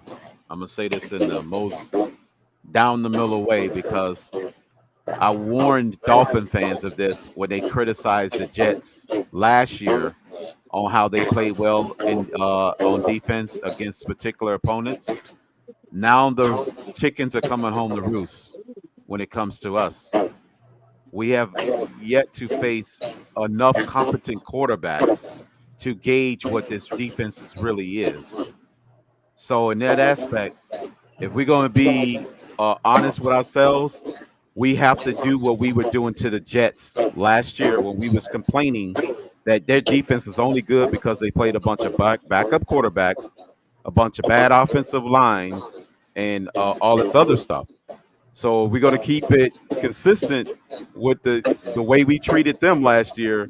We have to go down our schedule and look at how we were playing a bunch of incompetent quarterbacks, a bunch of bad offensive lines, and we have yet to be truly tested on that side of the ball to the fullest. Like this game this week will be the very first test this season since the actual Buffalo Bills game in week 4. I think we're going to win in the trenches because our starters haven't been hurt, really. Well, I won't say week 4 because we lost by a lot of points. I would say the last game was the Chiefs. No, I say the front four. Our front four isn't hurt. Our front four has been healthy because if you just stick Van Ginkel in there, he's like a starter. Minus Jalen Phillips. Yeah, Jalen Phillips comes in on 3rd down anyway. But we might not be playing the competent running backs, but those running backs, when they got backup protection, blocking in front of them, they might as well be backup running backs. Nah, Tony Pollard can hurt you, man. Tony Pollard can hurt you. I think we're going to shut him down respectfully. But what I'm saying about the incompetent quarterbacks, we trash them, and it's a boomerang that's coming back to bite us on how But our that's not defense my is getting problem. If Dallas evaluated. has offensive line injuries, Crypto. That's where That's where Chubb is gonna I'm slam not talking him to the about. I'm ground. not talking about Dallas's offensive injury. I'm Hold up, talking Sharif. about on how we gauge the defense as far as them being Shake. tested. You heard what Sharif just said, Shake? You know what that Hey, means, Crypto, right, what you Shake? think about Sam No, Howell? right here. That means 2 more sacks for Wilkins, Shake. Hey, 2 more Yeah. sacks equals 10. Hey, Yeah, I know. But KP. what were you saying? What were you saying about Tua doing it against trash defense, and that's what Wilkins was doing against trash offensive linemen? Yeah, Oh, sure. that's how you breaking it down, Shake. You scared, huh, That's Shake? how you break it Two down. more, That's how two I'll more, break it down. 2 more sacks. 2 more sacks equals 10. Get Shake. it. He'll cross the threshold. We'll be paying Batman his money. He still ain't no Warren Sapp. He still ain't no. I didn't call him. Yeah, I know. I never called him Warren Sapp now. But hey, the bet was a bet. 10 sacks. You right, KP. We are going to be forking over a lot of cash to Batman. He ain't gonna get 10 sacks because we're playing good offenses. So. Me and Shake's bet was a day before Batman's bet. You got a good point there, though, Shake. He might be stuck at 8 now. You know what? That'll be the true testament of really how good the defensive line is. Hey, KP. If he's stuck on 8 sacks in the next 3 games, then your question's been answered. You're right. KP. You're right. Fred, what's up? You know what? He's Christian Wilkins he's not going to have 10 sacks, bro. He's going to have 12. 12. We're going to have 12. Christian Wilkins having 12 sacks this year, bro. Yeah, Jermaine. He's not a backup, but guess what? He put up 34. He put up 33 points with a chance to win the game, or 34 points. Hey, Fred, if Sharif is right, he might hit 10 this weekend. Exactly, Hey, Crypto. Well, I was asking you what you think about Sam Howell. You think he incompetent? He's right around right at the average level. He does hang on to the ball longer than what he need to, given he got Dotson and what's his name, Scary Terry on his offense. Would you take Holland? Yeah, he tend to hold on to the ball long. But yeah, I wouldn't call him totally incompetent. He's well above Zach Wilson and the litany of 4 quarterbacks we played in the last 3 weeks against the Jets. That defense balled out against them boys up there, and we was on the road. Right, I got that part. Really up there. Hey, did Zach Wilson quit on the Jets in the game? I think Zach Wilson quit on the Jets. He was in the protocol. Hang on, y'all. Hang on for 1 minute. Did you see what Chubb did to him? Hang on 1 minute. I see him get slapped in the face, but I thought he just quit on him. Slammed to the ground, bro, with his head. He didn't do a tour roll. Let me put it like that. Yeah, he took a beating. Which is why I suspected that he may have just quit on them, because I know earlier in the week he was surprised that they wanted him to even come back in and be the starter. I'm sorry, going back 2 weeks ago. Oh, they put that to bed. Then he had that great performance last week. He was the AFC Player of the Week, and then he came back against us, and we were very physical with him, threw him around, ragdolled him, or whatever. So I wasn't sure about his injury status. I thought that his people may have advised him, like, "Hey, man, hey, no." I moving on from the Jets on that, KP. The story is Aaron Rodgers says that. But to that Sam Howell question. Yeah, the reporters in New York don't have a life, and he's trying to get the lady fired who reported that. Oh, okay. But yeah, I would say Tony asked the question, but I would say I would rate him as an average quarterback at this point. He's got potential. Don't get me wrong, he's got a lot of potential. KP. He's a rookie, Crypto. Right, that's what I'm saying. This is second year. Crypto. Right. Because what's his name? Carson Wentz was a starter last year for him, or is it Heineke or whatever it was. It's the second full season under the new coordinator, which is Bellamy. Is some off script play? Is some off script play going to be needed in this game, Crypto? From who? From Dak or from the Dolphins? From the Dolphins, bro. Oh. It could be if they try to force the issue of passing the game.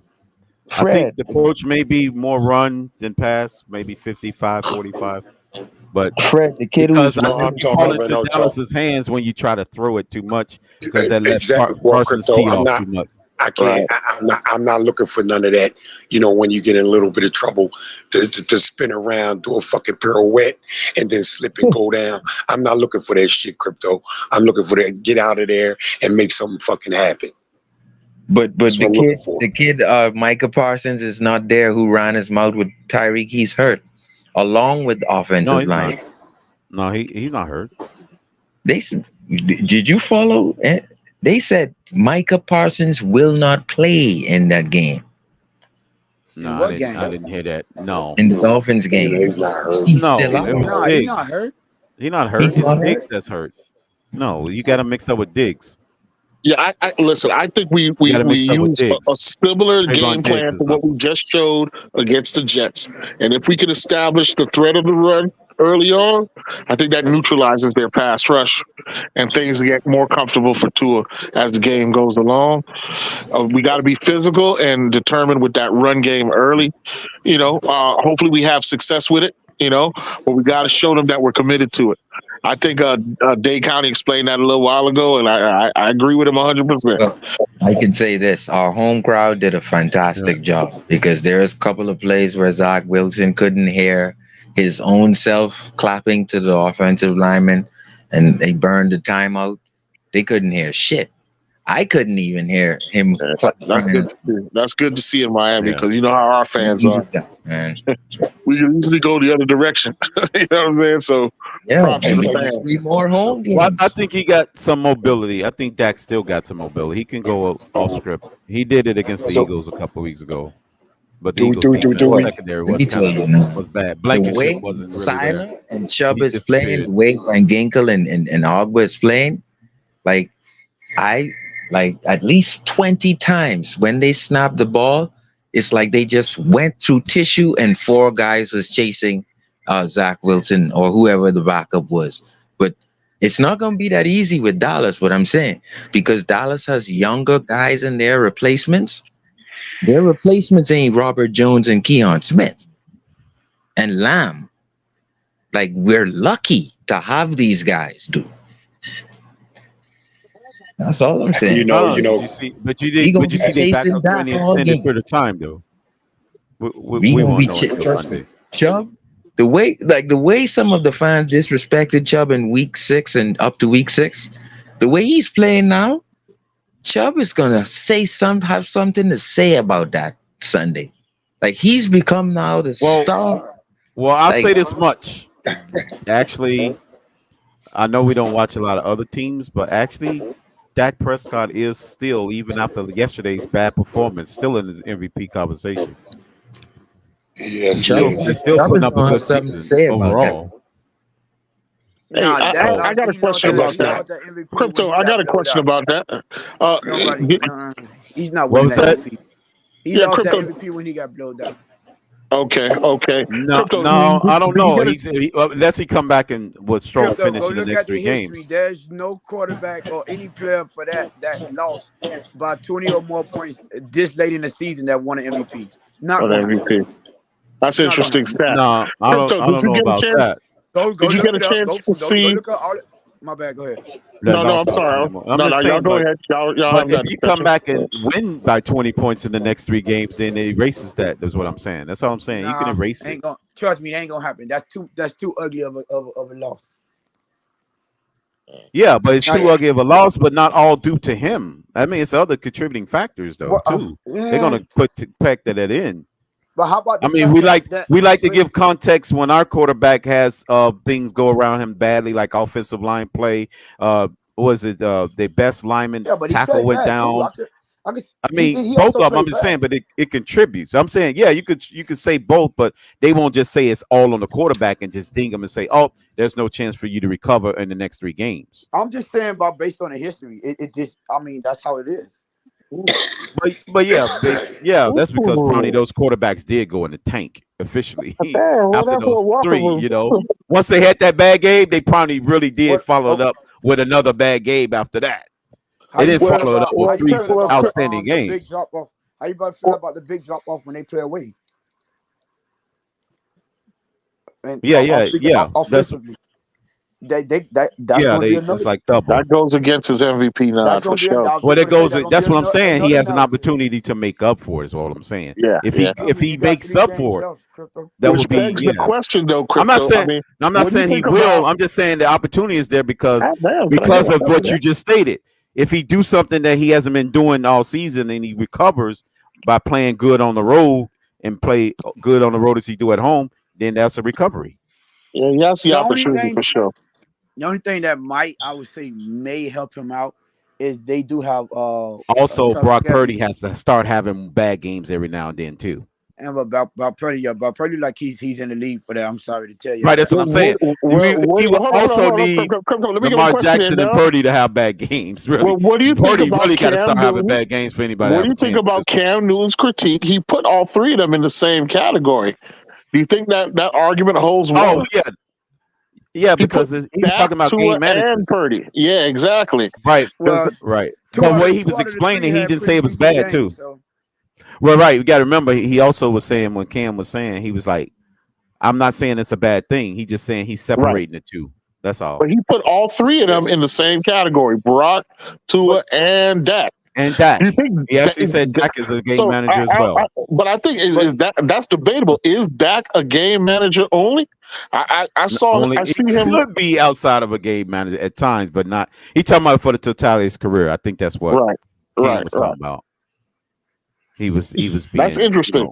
He was a trailer, not the tractor. He wasn't, he was like, if you what he say? He said, you're a game manager if you're the trailer. If you're the tractor, you're the game changer. That's how he said it. Yeah, but if you take away Dak, not Dak, Cam Newton's legs, he's not even a game manager for that. Like, he wasn't a good quarterback, pocket passer and all that. Well, during his MVP year, he did. He had some decent numbers. Even in that, he was more creating with his feet and hitting them boys downfield. I mean, yes, the hell he was with Steve Smith. And what's his name was his receiver? How many years he played with Steve Smith? I don't think he played one or two years. Yeah. But Steve Smith had some good numbers. Yeah, I mean, together when they was playing together. I'm saying about him being a pocket passer and being able, not a pure pocket passer, right? He would have been the most inconsistent quarterback in the league at that point. Right, but you balancing the two together, then that's what I'm saying. Because for him to call them game managers, I mean, there. you gotta be. You have one MVP, so I'm gonna give you your credit because not too many people win the MVP in the league. But because you're the best at that time in the league, doing that. Whoever was competing for the award at that time. Yeah, it seems like you're trying to make it like a negative connotation about being a game manager. Right. He wasn't, because he said it right up front. And then he started listing the name. I mean, usually when you gotta say that, it's like trying to, lessen. No, that's because people all automatically assume you being negative. No, it was an interesting framing by Newton. Newton explained that the game manager, nothing wrong with it, but that he was part of a class of quarterbacks that was, that made a difference in the team's success. So he was beyond. He put himself in that category of quarterbacks that was decisive in terms of the team's success overall. And that's what differentiated him from the game managers, that he was a game breaker. And I thought it was an interesting framing. Because of that level ability, not because of his. Yeah, that is true. That is true. That is true. And hey, Tony, I think some game managers do have some mobility, though, Tony, because Joe Montana was. That's true. Jeff Garcia had good mobility, right? Yeah. And he was a game manager. So I hear that, but I think that's one of the factors that's divided us who consistently critique the quarterback position over the last months and years. So I think there's a segment of us though who do look at the modern quarterback as somebody who can be more dynamic athletically, as an elite characteristic of a top quarterback, more so than in the past, where success in the pocket alone was the defining quality. I think now more than ever, with the rules, the way things, like look at Josh Allen, for instance. I think early on we were discussing Josh Allen, and one of the factors that makes him so dangerous is his ability to move with that size, just like Cam. It creates a problem for defenses, man. You know, he can out physical you. But let's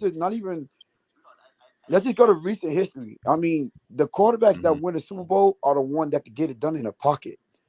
Like the being able Tom to Brady. create has to be an add-on. Hey, That has to be extra. But That has to be what can we also? But yeah, can we but also you gotta say that now, if that's like saying, you know, there's been a collection of crayons, but only the green colored crayon gets to paint the forest green because that's the only selection in the crayon box that's going to paint the forest. There's only been non-mobile quarterbacks for a good percentage of the league that's able to have a higher probability of winning the award anyways. It's like the green crayon being the only crayon in the box to paint the forest. The modern game invites more mobility at the position. And so the more mobile quarterbacks enter the league, that statistic's going to crumble. Right. Over time, that is going to change.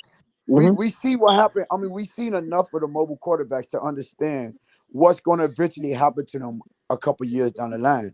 The ones that's based on the history thus far. There had to be one that broke through and actually won the Super Bowl. The one that tend to win the Super Bowls are the ones. Patrick Mahomes is not a pocket-only quarterback. That is a lot true, of people Tony. overlooking Tony, but I think he could get it done in the pocket. Yes, but doesn't mean he don't. Which means he don't only get it done in the pocket. The only exception to that rule has been Steve Young. Yeah, I know. I'm watching. Yeah. Steve Young is. Which means Steve Young was one guy was 4 yards away from that happening too. Steve McNair was one. Yeah, and I really don't. I know Steve Young was mobile, but I don't really look at him in the new paradigm as a running quarterback like we're talking about. You know what I mean? Right. It's not like he would just keep it and call his own number. You know what I mean? Yeah, but that's a misnomer anyway, because most quarterbacks that's throwing is not running only. Well, that's what I'm saying, though. But run only quarterback in the league. But anyway. Nobody back in Steve Young's day, no quarterback was calling their own number for a running play, though. You know what I mean? But you couldn't. Well, he was. Cunningham was. Back in those days and before, Randall Cunningham actually was. Even if that was your disposition, you would have been faded out of that position by just the institution of football. The politics, right. Yeah, exactly. So, but today's game with the rules and the less physicality, it's a hybrid. You're a hybrid. It almost invites that kind of quarterback more and more to be a part of your setup, and so eventually it may change this year. If I hope it's us, but no, it won't be, because once again you got mobile versus running only. The only other thing I wanted to say, even if Lamar breaks through this year, it won't count for that number, because I generally agree with Tony's sentiment that running quarterbacks are going to get beat up quicker, and we've seen this story before. But I just have to, so far, I still am not convinced that Lamar is part of that group. I think the way he runs and the way he keeps himself virtually untouched is going to give him a little bit longer longevity than your average running quarterback that we've seen throughout the years. You know what I mean? He's just not getting touched. He's such a gifted runner, bro. Hey, Crypto, he's not taking on linebackers head to head. That's beating up his knees and ankles and muscles, though, which is why we see these soft tissue injuries all the time. You know what I mean? Ankles and knees here and there, and whatever else. Hey, Color, you know what I seen with Lamar Jackson, man? Bro, and this is 100. I was just shown great pocket awareness, man. Whether he was going to sit there. I don't want this to evolve into whether Lamar Jackson can throw the football or not. You know how I feel about that, Fred. And I'm going to show you I'll show anybody right now that 45-yard strike on a rope for a game-tying touchdown against the Rams last week. I don't even need to have that debate anymore. It's just about the running and getting out the pocket and going against defenses. How long is that going to? What kind of longevity has that been for a quarterback? And look, when you got Josh Allen taking on linebackers the way he does, I'm sorry, I have no faith in Josh Allen going forward as far as health goes, bro. Well, I too, Color, am with you on that being the outcome, how long a quarterback plays, if he's running or whatever. I don't even put that into consideration, because you get pocket quarterbacks that get broke up too. You know what I mean? It's just, I mean, there's mobile, there's scramblers, and then there's Lamar Jackson and Michael Vick. You know what I mean? And Brandon Cunningham. Exactly, Cole. Exactly. But Josh Allen is getting the credit for being one of those guys, but also getting the benefit of the doubt that he's going to have some long career. And I think that has to do with things that are not controlled when we're born. And that's not fair to Lamar Jackson. That's why I've been staunch about it. But that's just that's something that don't like, what am I going to do about that? All I can do is speak the truth and say that in my opinion, which is, you know, obviously it's my opinion, so it's not truth or fiction, but it's my truth. In other words, what I firmly am convinced of is that he can do that. Like, I don't think Lamar Jackson's going anywhere, and I think Josh Allen is, because his shoulder's already fucked up. I mean, I'll be honest, I don't know if either one of them is going anywhere. I'm just saying, I'm not going to buy into this idea that Josh Allen is invincible because he's white, bro. I'm not going to do that, bro. Well, you know, no. What I'm saying is, if we're going to what I'm saying is, Crypto. If people are going to have the energy about a running quarterback, put that energy on Josh Allen too. That's all I'm saying. Right. No. Josh Allen is the equivalent of Cam Newton. They're the same guy, in my opinion. Yeah. Body types. Yeah, they're both big guys. From the moment the guy entered the league, it's been, he's not going to be any kind of passer. Like bullshit, you know what I mean?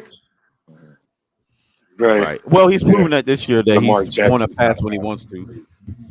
Yeah, and I agree that Lamar Jackson is in a class of his own. He's not Josh Allen. He's not Cam Newton. Is he Dan Marino? Is he the best passer of the ball we've ever seen? No, he's got a problem throwing sidearm too much, in my opinion. But he still completes plenty of great passes, and like is up there with the greats of all time. You know what I mean? And let's critique Lamar Jackson for a moment. Then, yeah, you're right. He doesn't utilize his receivers well enough. There's certain throws he doesn't make to his wide receivers that other top quarterbacks make.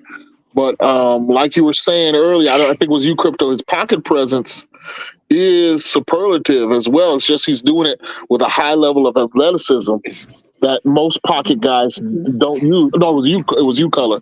And so when he does spring out of that pocket and run, he's bringing a dynamism to that position that, you know, other guys just don't have. But his mastery of the pocket is brilliant. Well, yeah, he's buying himself extra time too. You can't put a number of stat on it. Just call the guy magical, it's intangible. Man. To me, it's good old-fashioned football. I mean, the quarterback is the guy, runner and passer. Back in traditional days, the quarterback was the runner and the passer. He's the guy. You got to get into the end zone. You know what I mean? He's Fran Tarkenton. You got to run. I mean, when football first formed, when football first formed, the quarterback might as well have, but what I'm saying is, in early days of football, the quarterback might as well have been the football itself. That's all I'm saying. These other weapons and utilizing other ways to advance the ball was because the quarterback is only one man. Right, yeah. Well, Lamar showed a combination of both. Just in last night's game, he simply bought himself an extra 8 seconds to throw the ball, then threw a jump ball to a likely guy, hits the name likely. And of course, they don't need Mark Andrews. The guy's wide open. You know what I mean? It's like, but hence why they don't need. I'm not saying Crypto gave me 8 seconds. That's what I'm saying. Hence that a lot of people saying Mark Andrews is good, but that guy likely is starting to make be a hazard. Yeah, you're right. That was a good pickup. So, remember last year's draft. Crypto remembers last year's draft when we were confused as to why they kept taking so many tight ends, bro, and letting their receivers go. He loves his tight ends. Yeah. Well, but I got a question for you guys because I can't answer. I don't have the answer. But maybe one of you guys has the answer. I mean, why doesn't he utilize his wide receivers more? I don't get it about Lamar Jackson's game. He just doesn't. Can I answer that? Can I answer that? Go ahead, Fred. I hear anybody's opinion on that. I think that maybe the fact that maybe he has some now. Maybe he has some wide receivers now. I don't know. I think is that KP, if I could answer that question with just an opinion. Flowers, Bateman, and I honestly think it's because 80% of the wide receivers in the NFL are not really actually that good at getting open every play. What I mean? Like, I think we put too much on wide. Like, we hold wide receivers like way too high when they have a couple of good games, and we get these names in our head. And like, really, I think it's a lot harder for most of the wide receivers in the league to get open than people realize. That's what makes these better wide receivers so good, like Tyreek Hill or Waddle, or you know what I mean, like to get that separation. Now, Lamar, for his part, obviously, he's wired in a way that he's obviously going to trust his legs before his arm. That doesn't mean he can't throw. It just means that he himself probably trusts his legs and his own running instinct before his arm. So when these guys are even close to a defender, he don't want to take the chances. That's just the best guess. Yeah, on he's my very part. conservative. Exactly. And then when you look at the scheme-specific way in which offensive coordinators create offense to the receivers, right? They run, predetermined routes as part of the scheme, part of the way they attack and break down a defense. Right, exactly, because there's also a reason why the field is wide open to him every time he decides to run. You know what I mean? Right. KP, I have another answer for that, man. I also think like years ago, because of Lamar Jackson, who he was, escaping and go ahead and run. I think guys would the wide receivers mainly would just stop what they're supposed to do and just watch. They never get to complete their route. They got to always adjust to him. And just watch him, you know what I mean, and just watch him take off. Now, and I think they keep working, getting open, and he finds them at the end, man. And, Well, and that's what it is. See, that's the thing. That's the thing. Last night that the Jags, for all of what they could do, the best thing they could attempt to do. Intangibles that's doing it. Well, the Jags obviously know their own personnel on defense, so their best bet in their estimation last night was to make Lamar beat you with his arm. So when we're talking about, he had 8 seconds to throw, look at that badass offensive line. No, it's the Jags weren't rushing anybody. They were they were keeping everybody in the secondary, and to Lamar's credit, he did make them pay like a good quarterback should do. They said, Lamar, beat us with your arm, and that pass to Likely that Crypto was just talking about, it proves that he can. 100. He's done it a lot of times this season already. I totally that's what they focus on. I know that, Crypto. I'm just saying for anybody that's still not convinced, you know what I mean? Like, for the Jags defensive coordinator, you just got schooled last night. Yeah. He's definitely emphasizing throwing the ball more than running. Even though he'll take off if he has to. And it's the hardest thing to do, but it requires a good defense to do it. Props to ours. You've got to put pressure on him. You've got to put pressure on him while still being able to contain him, and that is almost the most impossible thing to do. You know what? What about the tropes color to a guy that's 66% completions, projected to throw 3,700 yards, which is more than his MVP year. But running backs getting that in the air is quite dramatic. And don't forget, he's throwing 3,700. While that seems low, he's doing that in the amount of time that he has, because the rest of the time is spent rushing for 1,500. Right. Hey, Color, you know what, Color? You know what, Color? That's pretty good. They're running. Hold on. I got a question. Dolphins trivia. Did Ronnie Brown? How much longer you? About 15 minutes. About 15 minutes. So about 15 more minutes. About 15, 20 minutes. How quick Dolphins trivia, because a lot of people like to give him the running back label. When was the last time a running back with RB behind their name threw for more than 3,700 yards? Did Ronnie Brown throw for 3,700 yards? Because he was our did he make it? Our quarterback. Did he make it? No. In that year that we did the Wildcat wishbone. So he was our de facto quarterback. So I just want to ask this question: did Ronnie Brown pass for 3,700 yards? Since it's easy for a running back to throw for 3,700 yards. I'm just That's a clever strategy right there, bro. I'm just saying. They like it's so easy for a running back to throw for 3,700 yards. Hey, Crypto, I'm gonna put just one more thing on the Lamar Jackson. I'm gonna leave him and be done with it, man. This guy, man. I mean, Lamar. At times when he took off, man, to me looked like because he was fucking bored back there, waiting, and to throw the ball. Yeah, man, that's he was Odell Beckham buying not so getting much. out of his breaks. He was buying so much time. Bateman and Beckham not getting out of breaks. Yeah, the other thing is his arm is really strong. So you see stuff like last year where he was in the middle of the pocket gets filled up. The whole line is collapsing towards him, and he just kind of leaps a little bit over them and then tosses the ball while he's in the air, did a like jump 40 ball. yards on a rope. Man. Hold on, I want to say this much. Did you see the defensive back look at him after he threw that jump ball to that's likely? Yeah. He said, "How did you do that?" Yeah, he's a phenomenal. Said, how did you do that? Yeah, I mean, if the guy's got perfect form, like if you're talking about long ball,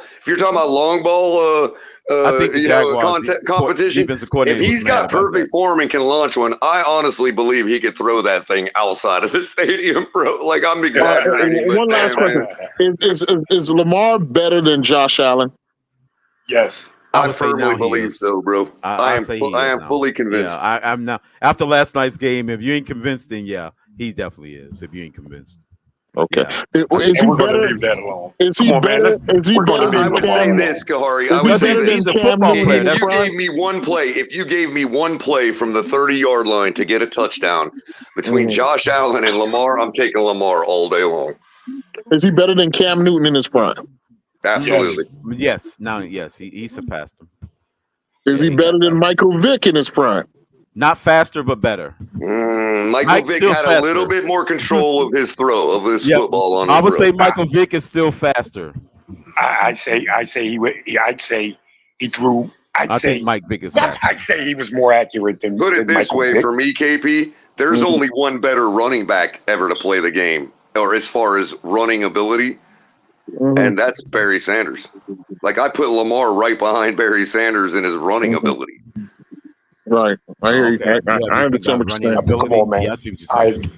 We're going to leave Lamar Jackson. I would have to say Walter Payton deserved to be in that conversation. I can't leave out Walter. I mean, Walter's the pioneer, dude. I can't leave him out. I get you. But, I've made that reference with Lamar before to Walter.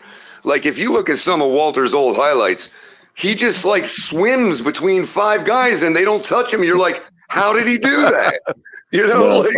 Same with Lamar. He'll go right up the middle of the line with guys inches away from him, and they won't even touch him. It's like, how the hell did he do that?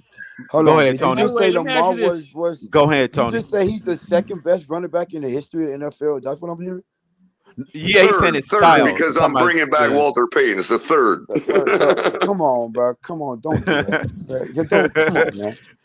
No, I'm not talking about, obviously he's not a running back, so we can't really say that. I'm talking about pure running ability. Like if you're a defender, I guess he's talking about you got to go with it. You got to go one-on-one with him in the open field. Damian Tomlinson, Marshall Falk, he's better than all his running style. Running style wise, yeah, bro. In my opinion, it's just my opinion. Come on, stop it, bro. Come. A lot of guys. I get the philosophy and the thinking behind it. I get Culler's point. He's talking about the dynamism in running, how dynamic he was. He's not saying they're a better player. I mean, when you talk about ankle breakage level, you know what I mean? Right. Bo Jackson too. You're right, Raphael. But Tony, you're right as well because there are a lot of running backs who master the art of contorting their body, right, to slip through tackles. Like even Emmitt Smith, if you look at him and the way he ran, I mean, he was a slower running back, 4.5, 4.6 guy. Emmitt Smith was straight forward and back. He wasn't elusive like that. But well, you're right, Jermaine. He overthrows his receivers at 66% clip. You're right. That's what makes him 66%. So you think Lamar Jackson was more elusive good than point. people like Reggie Bush? He's only 66% because he's overthrown. Yeah, because it's like this for me, Tony. When I look at guys like Barry Sanders, Cunningham, And Lamar, it looks to me like that has to be CGI. Like, no, what I'm saying is that has to be CGI the way they're moving their bodies, dude. You know what I mean? Like their shoulders would be over here. Their shoulders would be over here. Their hips would be up here, and their legs would be back here. And it's like, what do you go after? Yeah, you're right. You're right, Tony. A lot of people underrate Shady. Shady McCoy was. Like Shady was in and out. Like, come on, man. No. Yeah. Shady McCoy was. I don't know about Dave. I don't know about Dave Meckett. He's not was dynamic to me. He was Dave good. was fast though, bro. Meckett was really fast. Marshall Falk. Running backs. I equate Meckett to like Dante Hall, that type of guy. Marcus Allen style. That's what he is. Marshall Marcus Allen. Eric Metcalf. Remember Eric Metcalf? Yeah. Eric Metcalf was the one. He was Liner. dual purpose back. Metcalf. He used to do punt returns, everything, kickoff returns, and running back. Maybe I'm just going way overboard. I'm going way overboard, Tony, because I want people to include him in the discussion of those top running backs. That's all. That's all. More elusive than them? Yeah. Oh, yeah. He's definitely the highest elusiveness. Like those running backs, as far as elusive, yeah, you can say that. I mean, to their credit, there is a reason why league executives wanted to make him a wide receiver. I mean, you know. No, Lamar Jackson is certainly a phenomenal person at that position. That's fucking crazy. That's right, KP, and we have to face this monster. We'll have to face this monster, man. Yeah. Well, yeah. Welcome. See, that's where I can't jump off the cliff with you, Fred, because we've beaten this monster the last two times we faced him. Yeah. And the time, not last time we faced him, but the time before that, we contained Lamar just fine, bro. He had a terrible night. Well, we can't go back to 2 years ago because last year. I'm just saying we have the athletic, because a lot of the guys are still here. We have the athletic ability to do it if we implement the right plan. Right. We got some blueprints to draw. You know what, color, man? Zero blitz ain't gonna work against them anymore. I don't think it's going to be a plan. The only plan you can come up with is outscoring the Ravens, man. Again, I would just encourage you. I would just encourage you to go watch some not even Dolphins related. Watch some videos on how to defeat an RPO, and you will see that exactly how we implemented that when we shut him down is exactly what you got to do. And we have the pieces to do it. The key to that night when we shut him down, the key to that night when we shut him down was the intelligence and athleticism of one Andrew Van Ginkel. Yeah. What's it? They used a lot of amoeba zero. I'm telling you, bro. I'm telling you that it takes a middle linebacker that will not bite and run through that hole after him. You shade him down the line of scrimmage. You let him sit there and roll. You keep the guys covered in the secondary. And eventually, if your outside linebacker, your edge rusher is good enough, he's going to keep him on the flat and get him down. That was Jalen Phillips that night. I saw a lot of zero blitzing and gambling on that one. He didn't use the back pedal. Well, of course. I mean, there's other stuff going on during the game, Crypto. I get it. But the fundamental aspect of how you shut him down is you force him to run horizontal along the line, wait to open a hole, and you let your edge linebacker contain him with help from the corner. I'm not saying it's a given. I'm just saying that's how we did it that night. Well, they did zero blitz him a lot, though. Yeah. Because when you're mixing that in, right? Because when you're mixing that in, now you're also putting the pressure on him to skirt down the line of scrimmage. But there's one key that cannot bite on that. Like, you got to send other people on the blitz. You can't send your middle linebacker, or he'll eat us alive. I think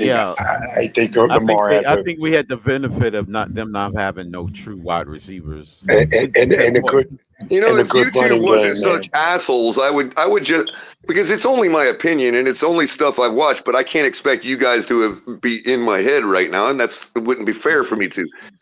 If YouTube wasn't such assholes, I'd break down what I'm showing you, how I saw what I saw, and show you the videos of what I'm talking about, but I can't do that. You know what I mean? It's just the way it is with them. I get it. I'd have to maybe I should just break down and do a whole, like a proper recorded show. I could do it. Color, I tell you what, after the show, you could do it backstage. Right, like if I made it a proper recorded YouTube show with graphics and all that, yeah, I could get away with it. You know what I mean? But just bringing it up here live, I can't. It's like it just became so clear to me when I saw somebody explain it to me, and it was actually like a high school level coach. This shit I was watching about defeating the RPO, and I'm like, then I went back to the all 22 on the Ravens game, and I'm like, we did the same thing, and the keys were Van Ginkel, Phillips here, and this and that and the other. I'm like, wow. It's really that simple. Color, let me ask this question real quick, because I heard what you said about setting the edge and the corner and everything to help cover Lamar and everything. Let me ask you this. In the last Hard Knocks, they talked about stopping Derrick Henry with the 3 MFs, the 3 motherfucker rule, right? 3 men on him at all times. Do you think they should take a similar approach with Lamar? And the reason I bring this up, before you answer this, because I want you to answer it, but I want to just set something straight. The reason I'm asking this is in the Jags game we just watched, there was so many times the Jags could have got off the field on defense, but Lamar kept extending the play. And they didn't want to bite on him. Right, they didn't want to bite on him. So how do you That's feel what about I was talking about earlier, Ali. It's really, that's the hard part. That's what makes him and them a good team. That's something you got to just be athletic enough to do. Like you've got to bite at the right moment. And if you bite at the wrong moment, you're getting owned. And if you don't bite, he'll find somebody open. It really is a conundrum, bro. That's why they're good. That's why they're what 10, 11-3. You know. I get it. I get it. My point is, I think if you do the 3 MF rule or something similar to that, or a variation of it, and contain him properly, I'm not worried about our secondary. And that was going to be my answer. Let's be real. Our corners, in my opinion, are one of the best damn corners we have. That was going to be my answer, Ali. I think you just have to run the same game plan the Jags did and expect our secondary to be more athletic. That's just all you can do, really. Well, the Jaguars' problem was they couldn't get him to the ground. They couldn't get him to the ground. Right, and what I'm saying though, Tony, is by the end of it, they're just like, forget rushing him, make him beat you with his arm, and he did. You know what I mean? Like their receivers got separation, and he beat them with his arm. Whenever they tried to flex to, okay, we're not going to put that much pressure. We're going to let him dance back there, but we're going to take away all his options. And you know what I mean? And he still just carved them up, man. Yeah. I mean, even when they decided to let him stand in the pocket if you get a defender that get his hands around him, and he just kept getting out of tackles, like it's just, you're right. Sound open field tackling. If I'm gonna have somebody playing as the backup to the edge linebacker to make sure he gets to the ground in the flat, that would be Kader Kohu on our team.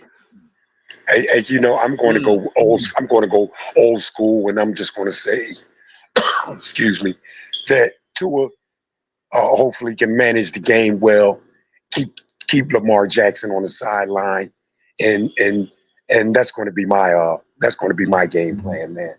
Hopefully, keep him off the field. You're talking about ball control as well. Matter of fact, I think Kader had a good open field tackle on him in either the game before or last year's game. Clock down to 2 seconds after each time the referee moved the ball.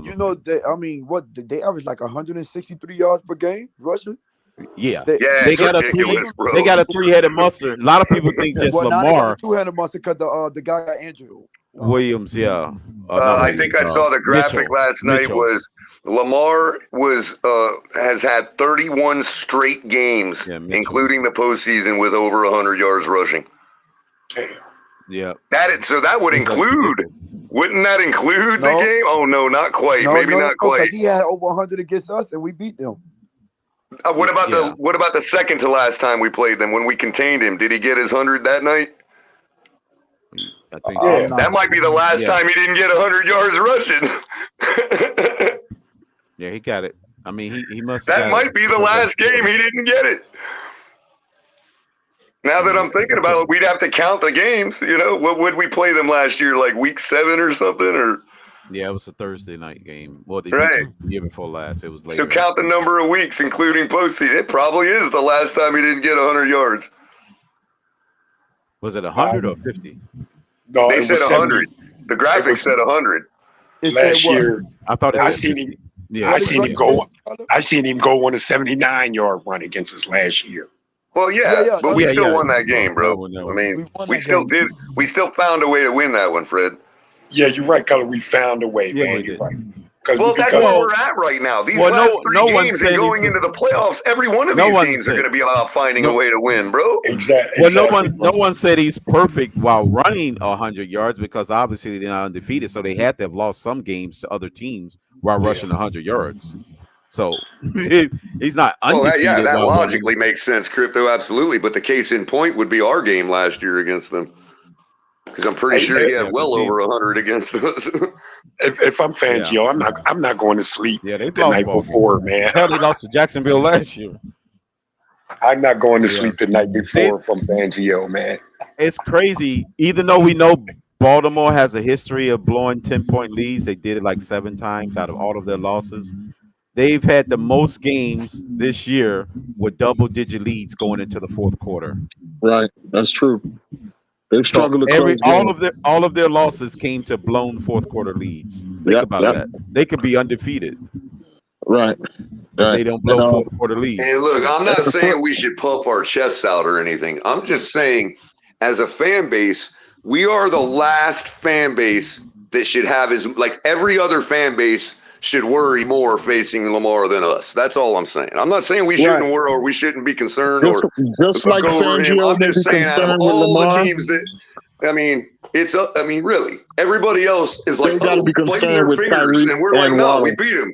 You know, their defensive coordinator got to be worried about Tyreek and Waddle just as equally as we're worried about Lamar. Yeah. Yes, KP, that's fair. Especially given what we did last season. That's fair. Yeah, that is fair, KP. I mean, as a fan, I'm more concerned about Dallas just because we haven't played them in so long with this regime and the way we're constructed now. We have no idea how we're going to match up. That's the only thing that concerns me about Dallas. Ravens, we know what we got, and we know we can do it. If we don't do it, oh well, but we know we can. Yeah. In Buffalo, you play down. So don't. I got you, Shake. Yeah, go ahead, Tony. Go ahead and give it live. Stop him at all. Say that again. I was saying, don't forget, even though we beat them, Lamar balled out that game. He had an MVP type performance against us.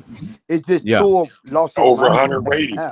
Correct. Both quarterbacks had over 100 rating. If anything, we should be worried because we still didn't show that we knew how to stop them based on if you go on last year. Right. Right, exactly, Tony. That's a good point.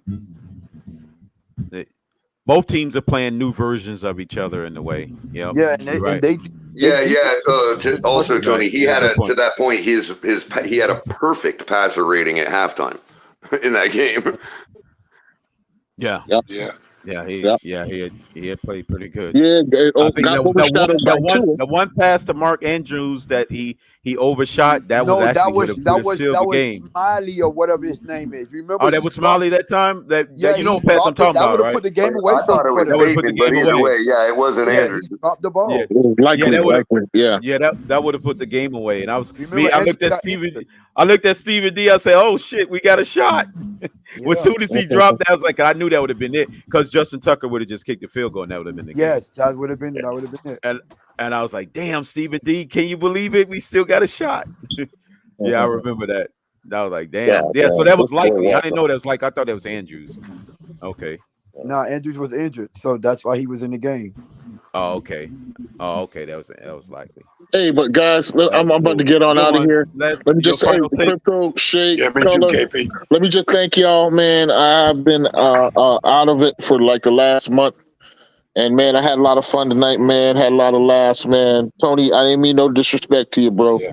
But just want to thank you guys for letting me back up, man. Appreciate it, man. I was able to let off some steam tonight, man. Finn's tailgate, y'all. That's where it's at, man. That's the way the Dolphins family is. All right, KP. We love you, KP. We like married with children. Yeah, Ali, we yo, don't know you who too, the Al Ali. Bundy Sorry, is. don't want to forget about you, bro. No Anytime. worries, no worries. All right, peace, guys. Yep. All right, good KP. night. We appreciate it. Tony, what was you gonna say? You can give it a final thought if you want. No, I was just to let him know he was good. I ain't, you know what I mean? I don't take none of this shit personally. Oh, okay, cool. That's everything. Cool. Yeah, everything. Appreciate y'all boys anyway. I'm about to go. Appreciate you too, Tony. I'm gonna try to. Hey, Tony, I definitely want to meet up with you when I go to the Buffalo game, man. Yeah, I was gonna say. Yeah, that's right. You guys are gonna be at the Buffalo game. It's a rhetorical question, Tony, but I'm guessing you'll be there Christmas Eve. Yeah, we met up when Doc came and pulled up to the tailgate. And Tony, it's a rhetorical question, but I'm guessing you'll be there Christmas Eve. Oh yeah, of course. I gotta get over to the west side to give you a handshake, bro. I'm gonna try to do that for Christmas, bro. Yeah, y'all gonna be out there? Yeah, we got Ollie and I'll be over there. If I can pull something, if you're Shake, on the I'll east be at the side, Buffalo you'll be able game to if see our I can pull huge something TFTG out of flag. my hat. We're right there at the east, Tony. We're right there at the East 32 walk bridge, basically over the road on the yellow side. I'll be over there by Batman though. Yeah, well, pretty much. Yeah, I mean, in and out of there. You know Batman what I mean? East 32. I might pull up on you. I might pull up on Batman y'all. on East 32. Yeah, you're always welcome, man. Oh, caller, I forgot that. to do this from Sunday, but shout out to Desi. Desi reached out to me on Sunday. I saw him again. He said, "What up?" Oh, cool. Yeah, we hit him up Monday night. That night we saw him in here. Thanks for stopping by, Bo G. I know you was a finalist in CCRR. Thanks, fellas in the chat. All who I didn't get a chance to see who was in there. Crypto, I forgot to address what I came up here to address. This Dak Prescott off script thing. Like, I don't think he's shown any more off script flash any more than Tua has. And to be fair, Dak Prescott literally lost them a game going off script, a playoff game going off script because he didn't understand the rules. I wanna follow up what Color's saying real quick, just real quick, because I think when I was bringing the argument, what other quarterbacks really extend plays or play off script, as well as Mahomes does, I think KP lost track of what I was asking. I was asking if you could compare any other quarterback that is in the NFL today, let's say this season, outside of Mahomes. Only one person that comes to mind is Lamar Jackson. Who else really extends plays that much? Maybe not really. I think it's a scourge of the NFL. Maybe I think as far as close to that talent, maybe to do both, but he doesn't do it very Josh well. Allen has a glimmer as far as to be to do. Well, not this year, but Josh Allen is. I mean, he has that gift for going right up to the edge of the freaking line of scrimmage and still getting a throw off. You know what I mean? Like that's deadly to everybody. I understand that he people want to hold Tua to the fire for the extended play thing. Yeah, but that's kind of a gift that I think that you can't really coach to. I think that's just something. And Ali Tua still does it. I was just saying that Dak hasn't flashed any more than he has. You know what I mean? Yeah, that's true. Tua does do it. I don't disagree with that. I do believe that he does it differently than what we see Mahomes do. I could agree with that. He does it subtly, like a one-off spin, or he moves in the pocket in a way that extends the play. Right. But not like Mahomes, who you think you got him and he plays Houdini on you and you don't. Right, and then you get the occasional River Craycraft touchdown last year against Baltimore. You get those occasional plays too. Which I just don't think Dak. I don't think you get any more than that so far out of Dak. I watch them a lot just because they always play them in our 4:00 slot down here. You know what I mean? So, like, I just have never been impressed with Dak beyond. Dak Prescott was way more elusive, like Cam. Well, true, but I just saying overall in his career, I'm with the people that don't like him, bro. I just never really been impressed overall, like as elite. Yeah, he's above average. I wouldn't. With our offense and all that, I wouldn't not take him here. It's just I was only impressed with Dak. I think he's already is what he is. Like he's baked in. You know what I mean? I was only impressed with him on his rookie season where he came out of nowhere and was the starter and he had a was hell of a truly season. supplanted Romo. That was don't forget that he had Cedric right along with CeeDee Lamb that year, and Cedric's not a bad wide receiver. Yeah, that's believe it or not. After that, he really hasn't done anything like after his first 2 seasons. Yeah, right. True, but remember, he was working with CeeDee Lamb, Cedric, and Gallup all in the same secondary on the same play. Yeah, he had weapons. They were the #1 offense for a couple of years. He also had Tony Pollard flashing behind Zeke the way he was that year. You know what I mean? Yeah, they offense. I mean, there's a reason they moved off of Zeke and went with Pollard. He was flashing behind Zeke that year. Yeah, it's like, man, talk about falling off of a cliff. Yeah, go ahead. Zeke fell off the cliff. What happened to that guy? That guy used to be beast running back. I don't know what happened. Making that first initial hole. Well, Crypto Dallas holes in vision. And I think Dallas was reminded of what makes an RB1 and not an RB2 and RB2. You know? Yeah. He might have the gift of an RB1, but is he an RB1 like the whole season, 2 seasons in a row? You know what I mean? That's what makes an RB1. Yeah, but I think the whole thing eventually, I'm gonna say this before I wrap up. The mobile quarterback will be what wins Super Bowls. Meaning you got a little bit of both in you that will be the dominance of winning Super Bowls. Because Mahomes is the mold, and everybody's probably gonna follow that mold as far as winning. A lot of people like to say Mahomes is only a pocket passer. That's not true. He's not exclusively a pocket passer. He makes things happen when he's running around in circles and dancing around too, and throwing off strip with his sidearm throws or underarm throws or shove passes. I mean, if you can't be more off script than that or mobile than that, I think that's the trend. I think it was a little unfair to say that only a pocket quarterback could win the Super Bowl because we've been deluded with Tom Brady winning 7. I think that's the problem. Yeah. And I think you're right, Crypto, because it goes beyond the NFL. If you look at college today, the top quarterbacks in college that are being discussed for Heisman or top picks, they're all mobile quarterbacks. Right. See, that's what I was trying to say earlier. We're actually getting back to older traditional football where the quarterback was every bit as much responsible for running as anybody else. Fran Tarkenton, yeah, exactly. Yeah. Roger Staubach in the 70s, coming back to that mold. I mean, back in the day, the only reason we had a quarterback is because somebody had to take the snap from center. You know what I mean? Yeah. Yeah, I think that's the trend going forward. It's like I used the crayon analogy. If it's only a green crayon in the box, right? Guess what forest is going to get painted green? Right, Crypto. How does the song go? How does the song go? He can run and he can throw. Give him a ball and just look at him go. They're talking about the quarterback. Yeah. Well, yeah. But Ali, you doing a what-you-call-it Saturday? I know we doing a what-you-call-it. We got an episode coming up. Saturday, unfortunately, no. Okay. I am spending time with my family. Normally, we celebrate on Christmas Eve, but I made a deal with the entire family to have it that day rather than the day. Well, then I will be having a Christmas special Saturday night. How about that? I may have a special video for you guys to hype everybody up, but I just thought of the idea. We'll meet backstage and I'll talk to you guys. Right on.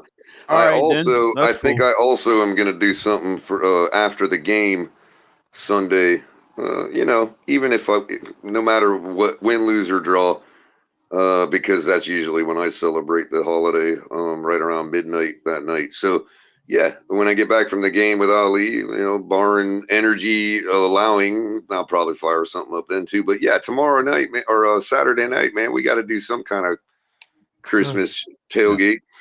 Well, I know Saturday night, the Insomnia, we're gonna do the Nightmare Before Christmas. So what we're gonna do?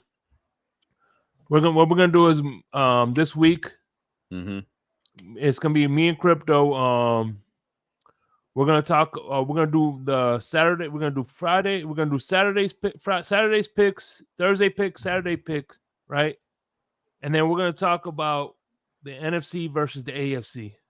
Who's better? You know what I mean? So as of, we're going to compare records.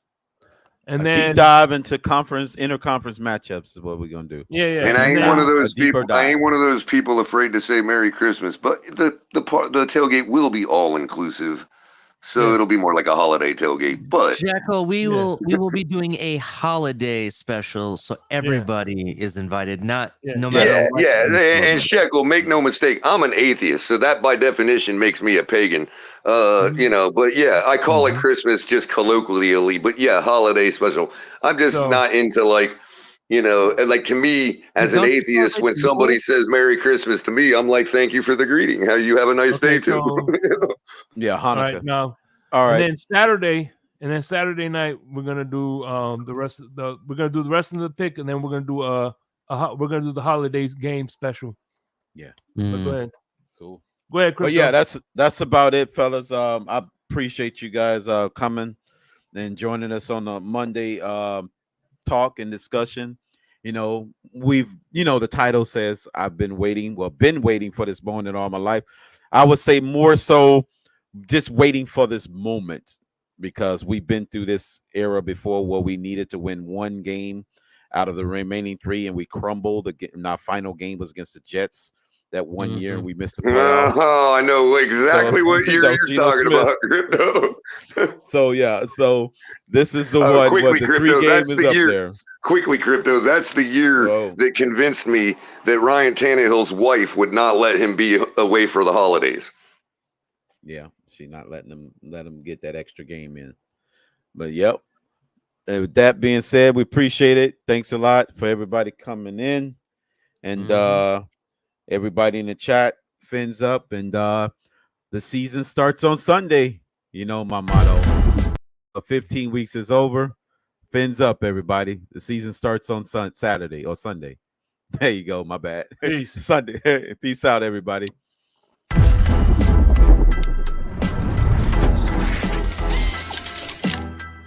Go 5-0, baby.